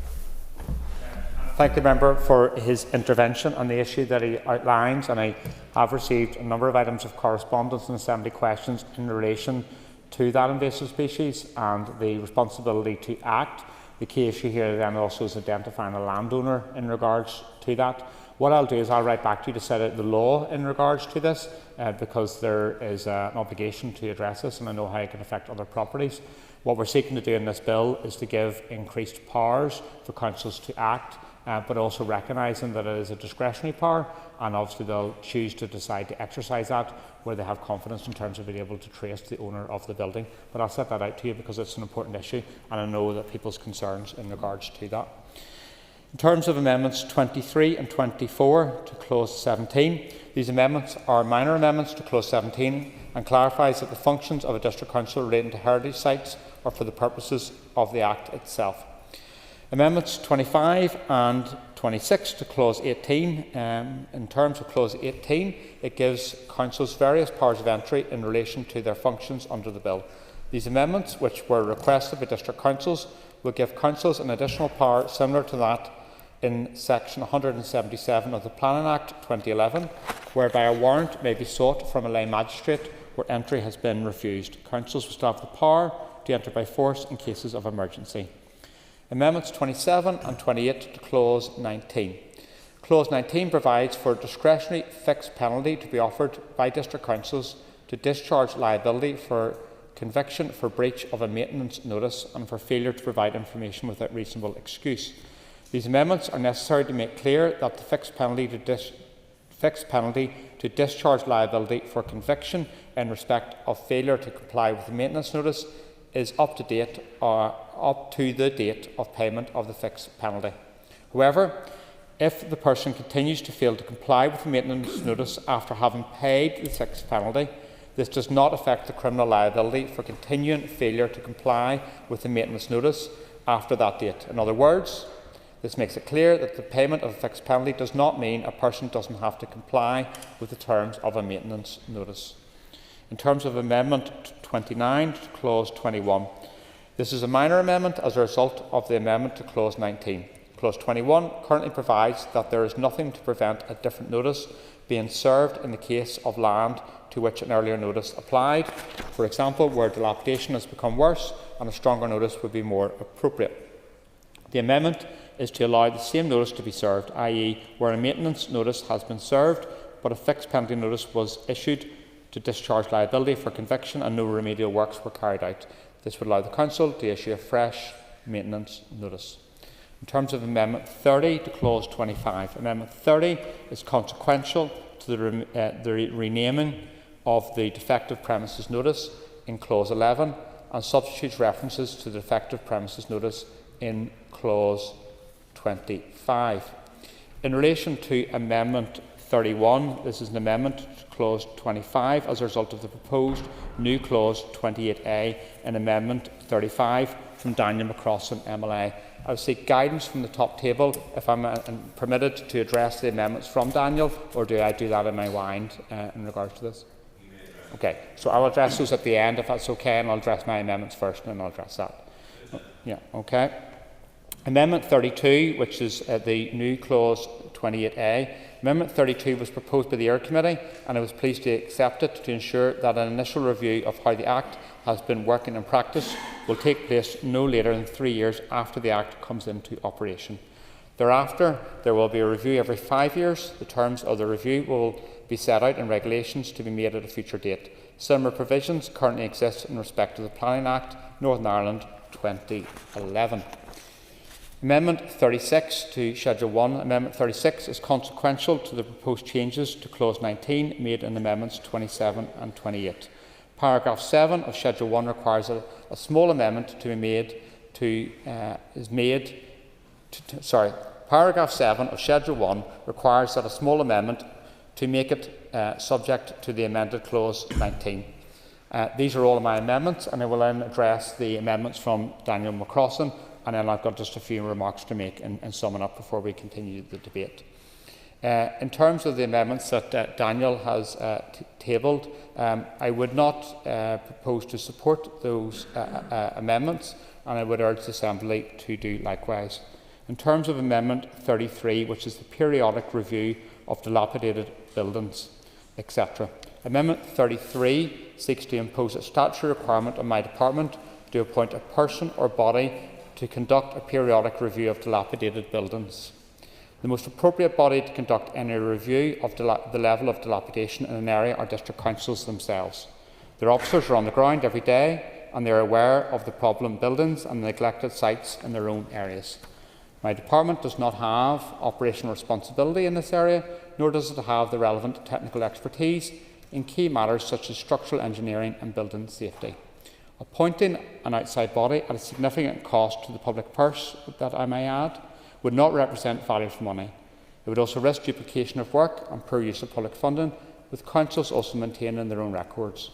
A centralised assessment of this nature would also face practical limitations, as it would be too restrictive in nature to take account of the flexibility within the legislation to enable individual councils to determine what they consider to be dilapidated, dangerous, and etc.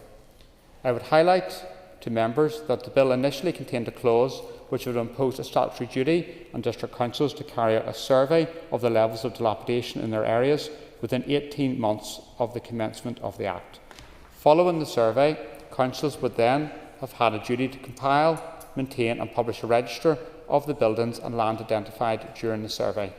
The Department recognised this would have placed a significant burden on district councils, and the clause was removed as the Department was keen that no additional statutory duties were placed upon councils, and of course the bill does not do so. That is not to say, of course, that councils should not compile relevant information within their areas to enable them to carry out work to tackle dilapidation, but it should be at the discretion of each individual council as to whether it does so. In terms of Amendment 34, which is an accessible register of action taken, I do not support Amendment 34 and would again urge members to join me in doing that. The amendment seeks to place a statutory burden on district councils by requiring them to establish, maintain and publish a register of action taken under the legislation. As I just touched upon, the same argument as to why the Department dropped the clause which would have placed a statutory duty on councils to conduct a survey and maintain registers is also appropriate in the case of the proposed amendment. When drafting the bill, the Department was quite clear that no additional statutory duties would be placed on district councils. This amendment, if carried, would have the potential to create significant additional burdens for district councils. If members of the public or elected representatives, for that matter, wish to know what action councils have taken under the new legislation, they can go through the usual channels to request this information. In relation to the two minor amendments, which is Amendments 31 and 35 to clauses 25 and 30, they are predicated on the proposed new clauses and asking members to reject Amendments 33 and 34. These would fall to a fall, but the Speaker will guide you in regards to the protocol associated with that. The other issue I just want to say in closing, and then obviously we can have a discussion and debate around this, is in relation to the responsibilities of councils arising from the legislation. I think it's important to take a perspective in relation to this. The Dilapidation Bill, which we are debating here today at consideration stage, will consolidate and modernise outdated Victorian legislation to help regenerate our cities, towns and villages by giving councils the power to better tackle the blight of dilapidation.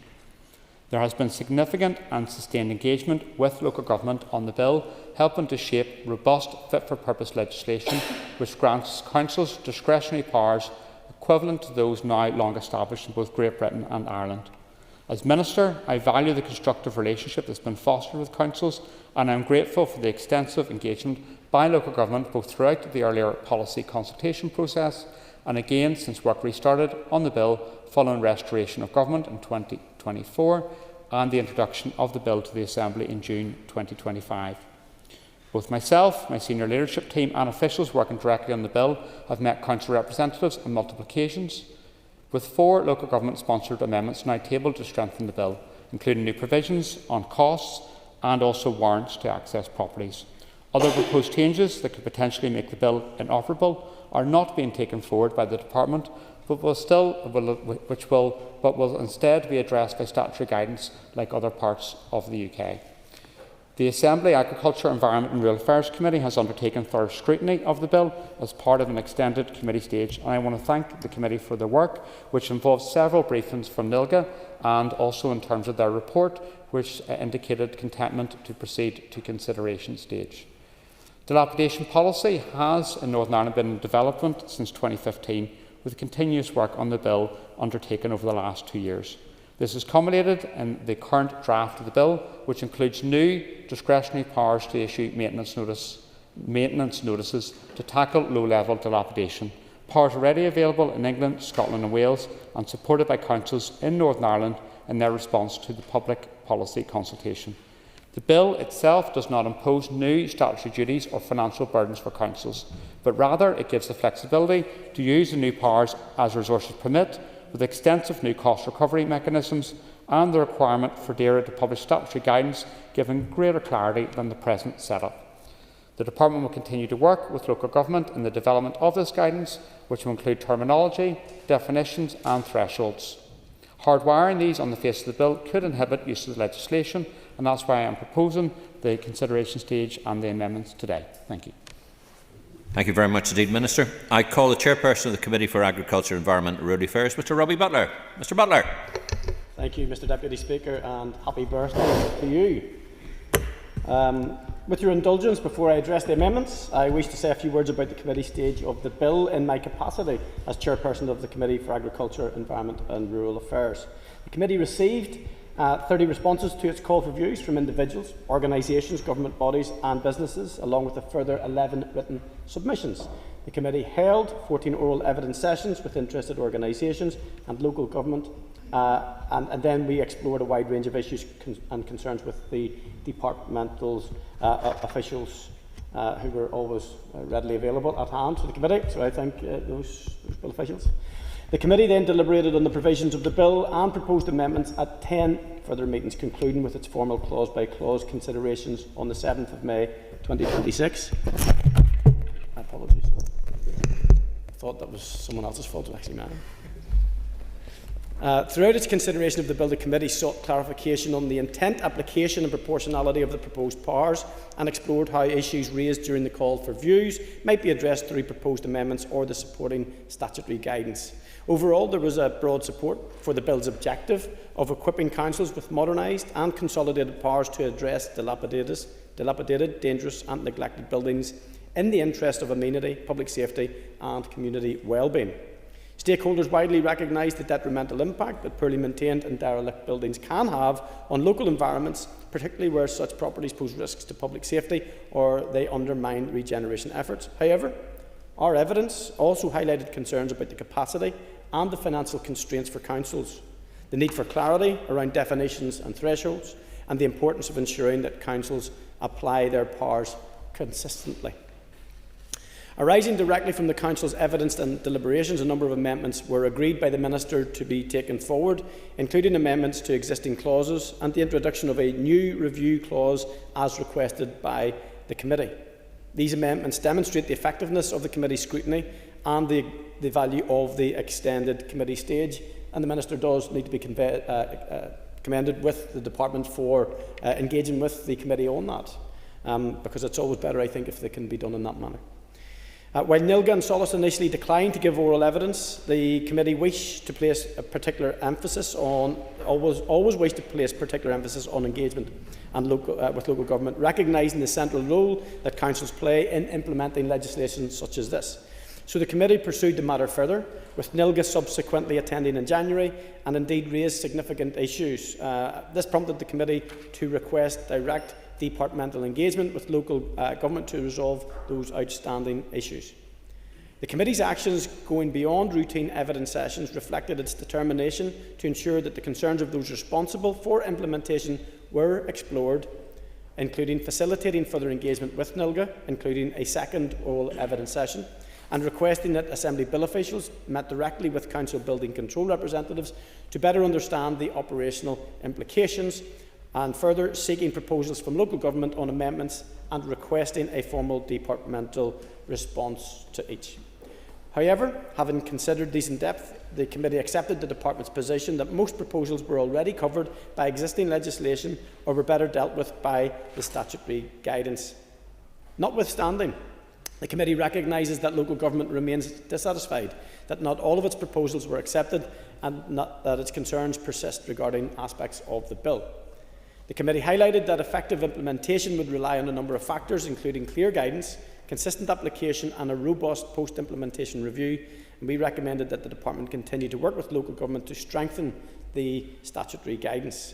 Mr Deputy Speaker, I will now take the opportunity to thank all of those who submitted written and oral evidence to the committee, and also to the departmental officials, the Bill Office and the Committee Secretariat for their help throughout the committee stage, and would highlight the good working relationships between the Committee Secretariat and the officials.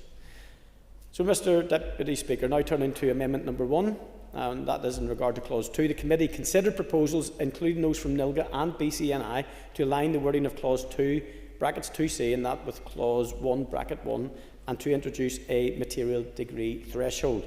At its meeting on the 30th of April, the Department then indicated that it intended to bring forward an amendment to align the wording of Clause 2, brackets C, with Clause 1, brackets 1, Clause 1, brackets 1, by substitute being detrimental to for adversely affecting, and the committee was content with this approach and is pleased to support Amendment 1. Turning to Amendment number 2, with regard to Clause 4. The committee considered evidence from the historic environment Division, otherwise known as HED, and Ulster Architectural Heritage, highlighting the need to strengthen the clause to better align it with the Planning Act. That's Planning Act Northern Ireland 2011. So in particular, it was noted that the 2011 Act provides for the offence of carrying out unauthorised works on a listed building, and that listed building consent for alterations or demolitions does not strictly relate solely to condition. The committee raised these matters with officials at its meeting on the 12th of February, and at the committee's request, officials subsequently engaged further with the HED, and the Minister then agreed to bring forward this amendment to clause 4(5) to include an explicit reference to statutory heritage controls. The committee is satisfied that this amendment strengthens the provision and is pleased to support Amendment 2. Mr Deputy Speaker, turning now to Amendment 3. In relation to Clause 7(4), this amendment is consequential to Amendment 2. The committee considered evidence from the HED, which highlighted the need to include an explicit reference to statutory heritage controls, and the committee is content with this approach and is pleased to support Amendment 3. Mr Deputy Speaker, turning now to Amendments 4 through to 18. The committee was advised on the 17th of September of the Minister's intention to amend the title of Clause 11 to avoid confusion with Defective Premises Northern Ireland Order 1975 as recently amended. This was in light of ongoing work by the Department for Communities on building safety legislation and wider concerns regarding fragmentation in this area. The committee supported the Department's view that references to defective premises should be removed and replaced with more appropriate terminology.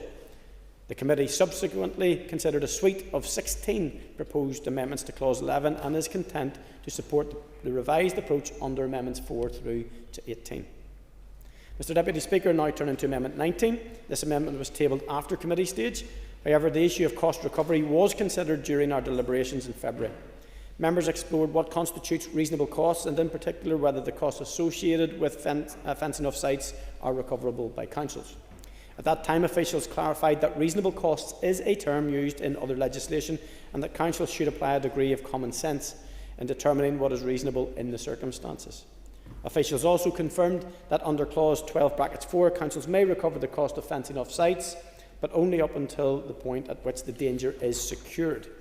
Mr Deputy Speaker, now turning to Amendments 20 and 21, the committee recognised that these amendments are consequential to the change in the title Clause 11 and support the amendment. Turning to Amendments 22, with regard to Clause 16, the committee considered evidence from councils highlighting concerns that the provision could limit their ability to obtain ownership information and would represent a weakening of existing powers under Article 72 of the Pollution Control and Local Government Northern Ireland Order 1978. The committee raised these concerns with officials who took legal advice and subsequently advised us on March the 31st that the Minister had agreed to bring forward an amendment to broaden the scope of the clause and to align the provision more closely with Article 72 to enable councils to require information from a person in relation to a property. And the committee is content with this approach and is pleased to support Amendment 22. Turning to Amendment 23 and 24, these minor amendments were noted by the committee as introduced by the Minister during committee stage with regard to Clause 17. Turning to Amendment 25 and Amendment 26, with regard to Clause 18, the committee considered evidence indicating that under the Planning Act Northern Ireland 2011, where entry is refused, consent may be sought from a lay magistrate. The committee queried if it would be appropriate to reflect a similar provision within the bill. Officials subsequently confirmed on the 19th of March that they would be content to bring forward said amendment. This amendment provides for the seeking of a warrant from a lay magistrate where entry has been refused, comparable to Section 177 of the Planning Act Northern Ireland 2011. So the committee is content with this approach and is pleased to support Amendments 25 and 26. Mr Deputy Speaker, turning now to Amendments 27 and 28 in relation to Clause 19, the committee considered whether the bill made adequate provision for stronger penalties in respect of repeat offenders. Officials clarified that payment of a fixed penalty notice discharges liability for conviction only and does not remove the requirement to carry out the work specified in the notice. The committee also explored the handling of multiple maintenance notices.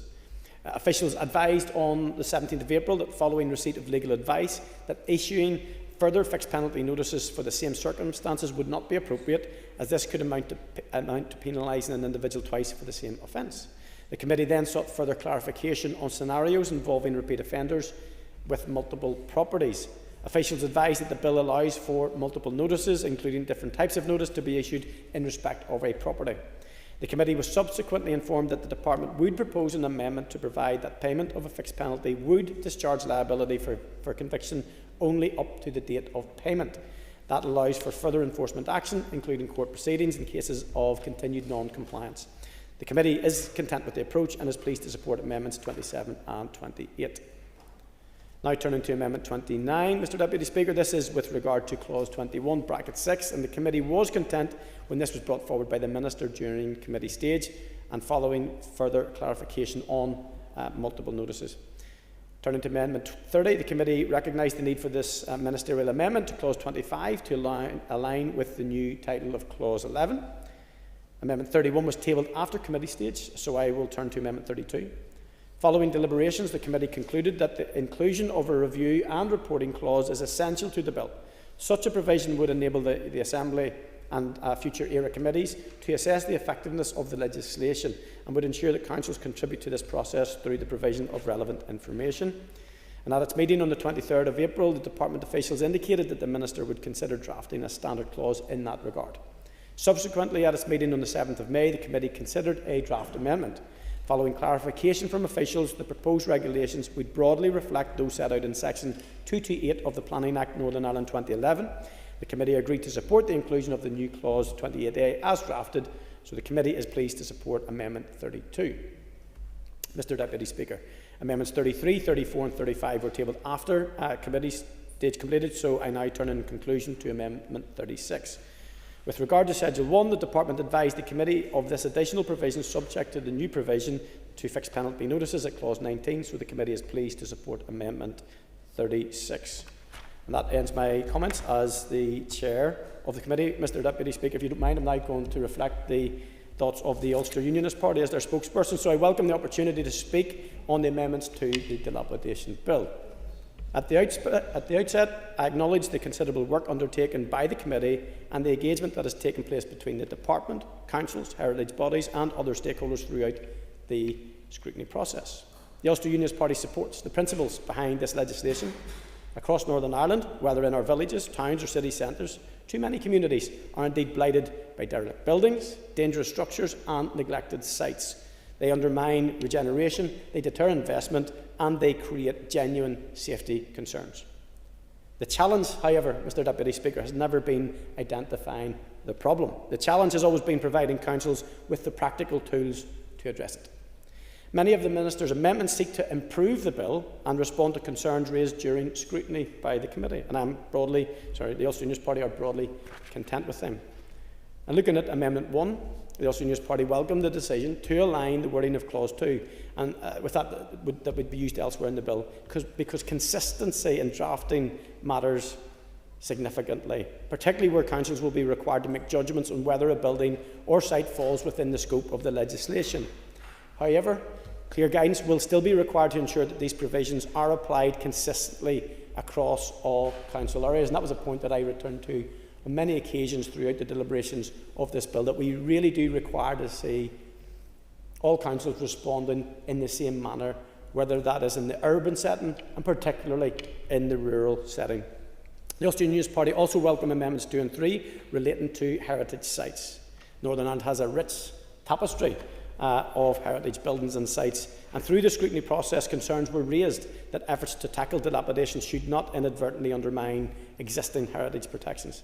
These amendments provide greater reassurance in that regard and recognise that regeneration and heritage preservation should not be viewed as competing objectives. Turning to Amendments 4 to 18, we support the changes to Clause 11. Whilst largely technical in nature, they provide greater clarity and avoid confusion with existing defective premises legislation. Clear and understandable legislation is always preferable, particularly where councils and property owners alike need certainty regarding their individual responsibilities. Amendment 19 is particularly important. Throughout the scrutiny, councils repeatedly highlight concerns regarding cost recovery. Giving councils powers to intervene is only one thing. Ensuring they are not left carrying disproportionate financial burdens is another.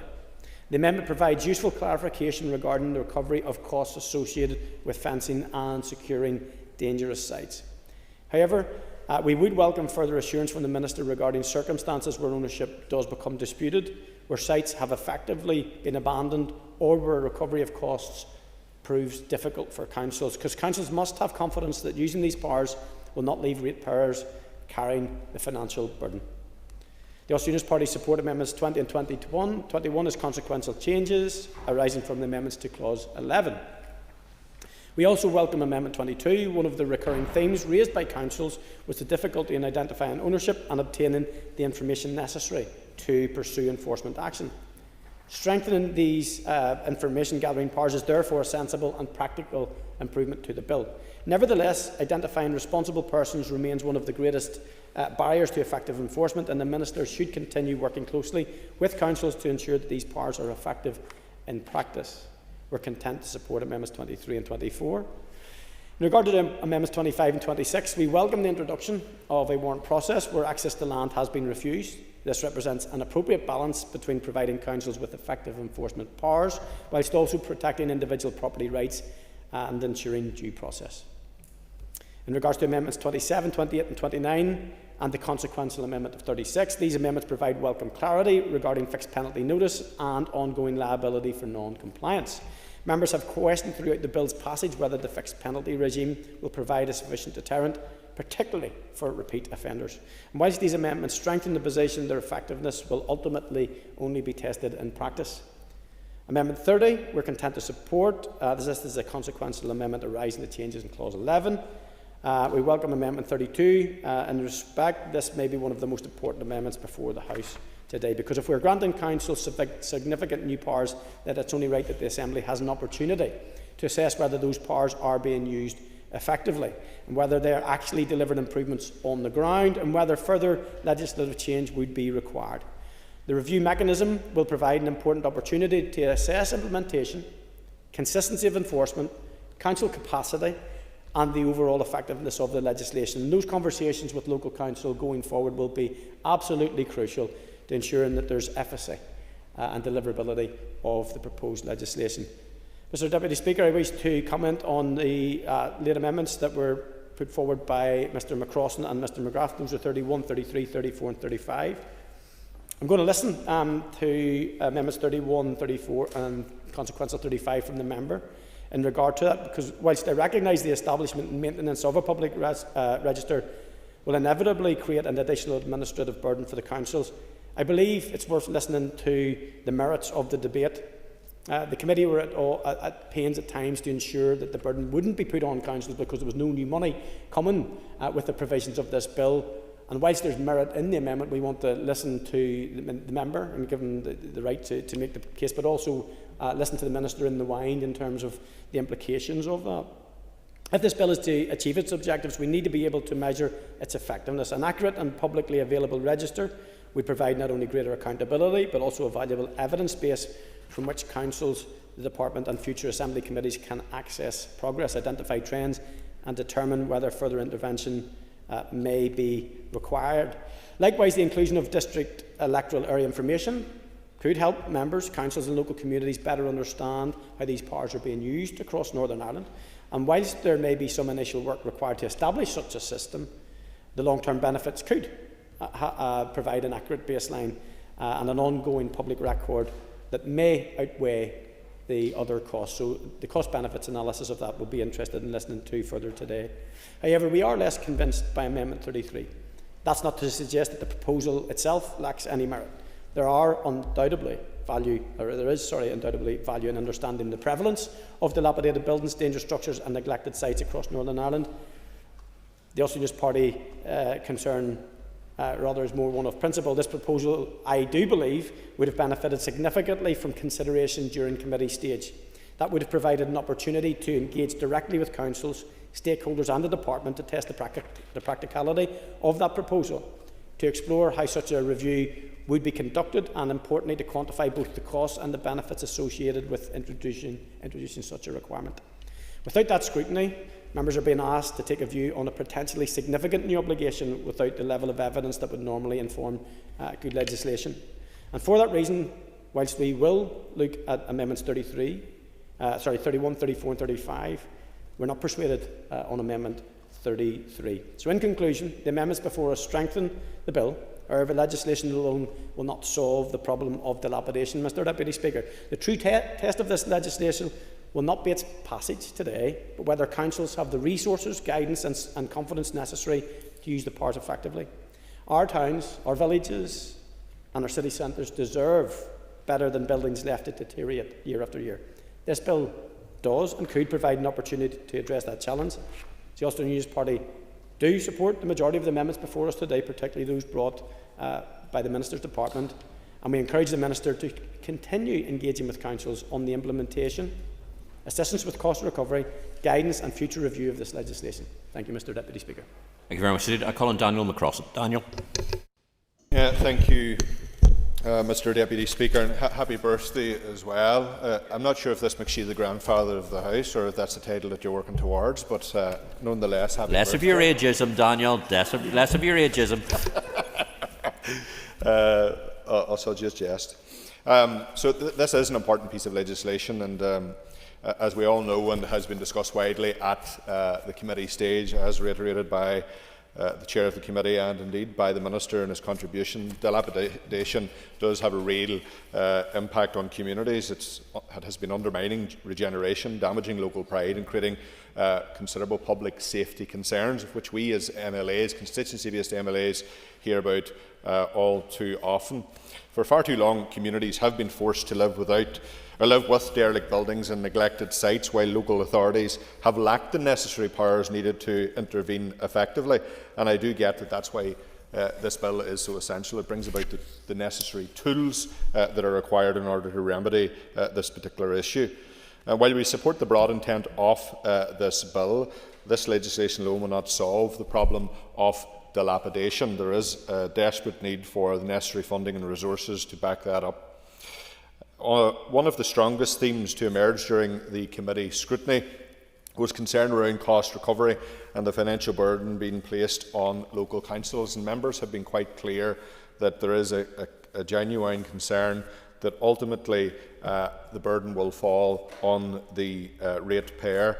And all of us will know over recent years that councils have said firmly on the record about the very serious financial pressure that they are under and continue to be under, and the continued increasing expected demands on council services with less funding in real terms in order to carry out those responsibilities.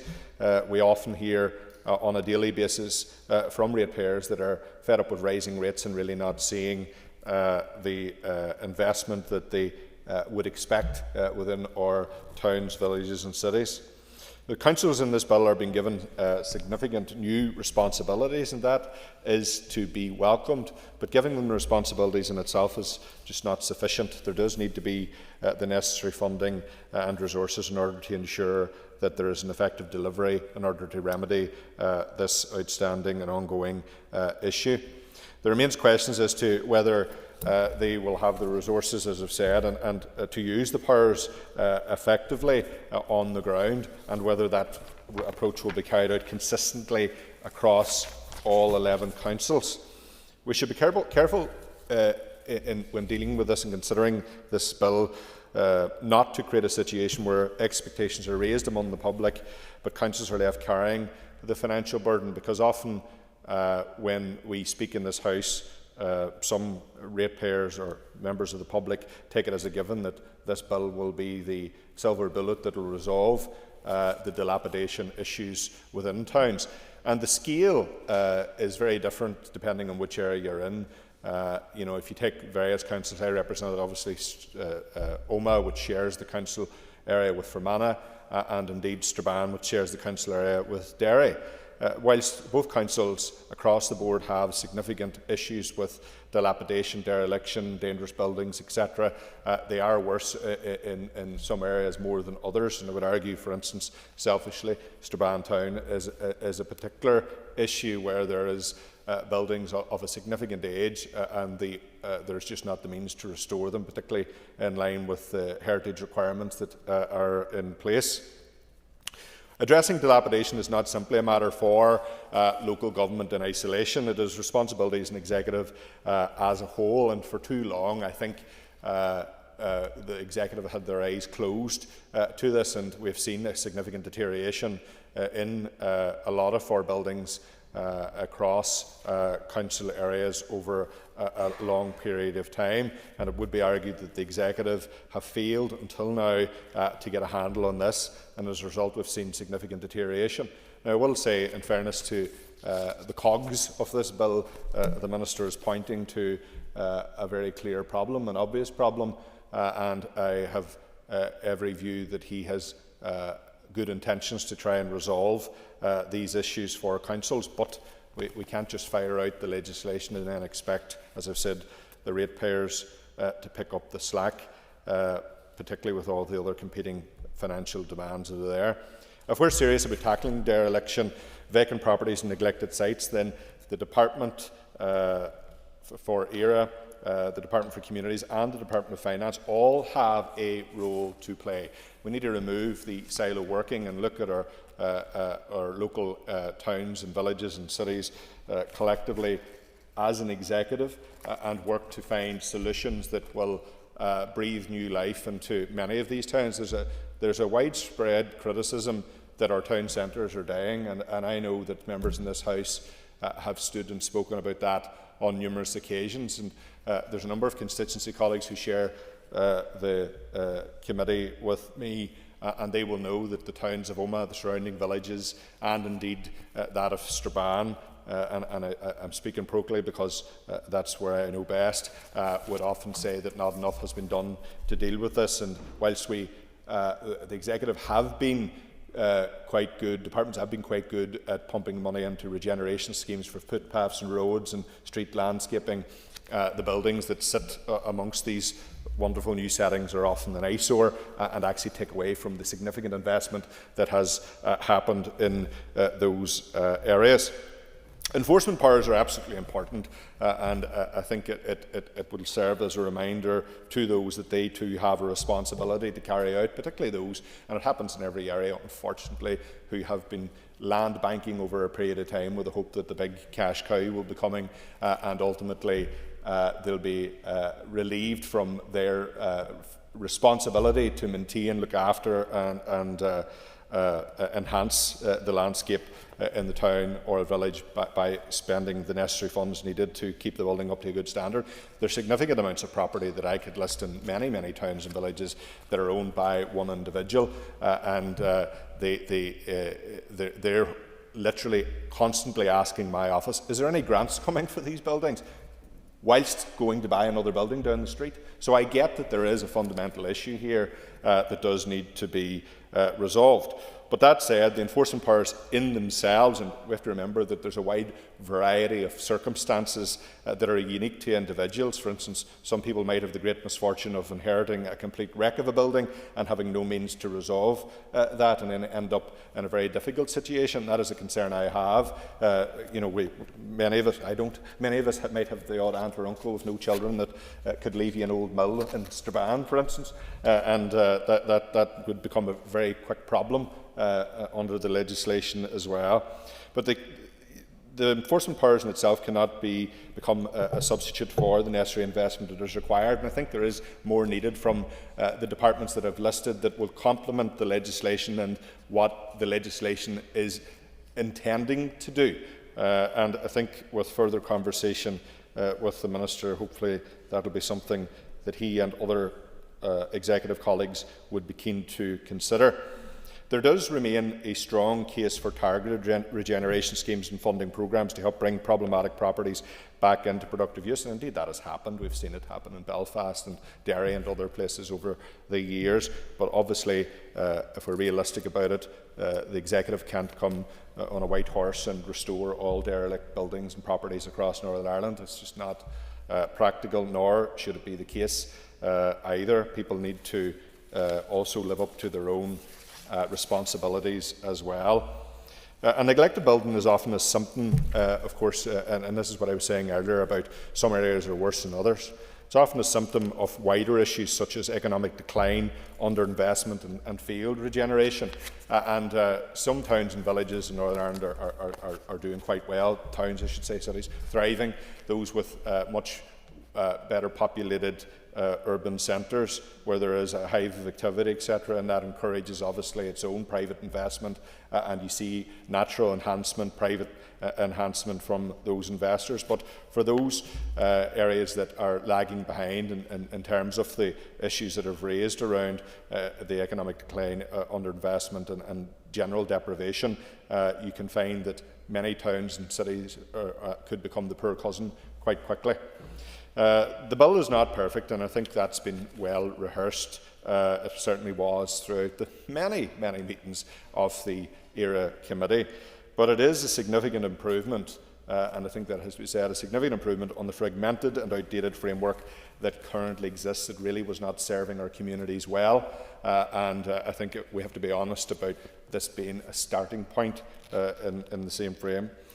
The committee did undertake, as the chair of the committee has rightly said, undertook extensive scrutiny of the legislation, and quite a number of issues were raised in terms of the legitimate concerns on behalf of councils, and we heard that through various evidence sessions.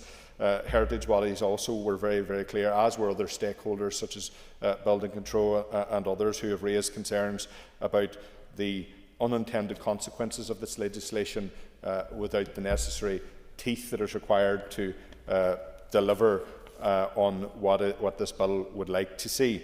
It is welcome, and I say this doesn't always happen, but it is welcome that the Minister has listened to many of those concerns brought forward by the committee, and that there's been quite a number of amendments that have, in my opinion, strengthened the bill. But we could still go much further, and I'm sure as we continue in this process, the Minister will be all ears to see what else can be done to improve this piece of legislation. We will be supporting, as the official opposition, will be supporting the Minister's amendments today and recognise the constructive engagement that has taken place throughout the scrutiny process, not just from the Minister or departmental officials, but from all of the witnesses who have looked at this in an honest way and said, yes, there is a problem here, but we just need to ensure we get the right way of fixing it.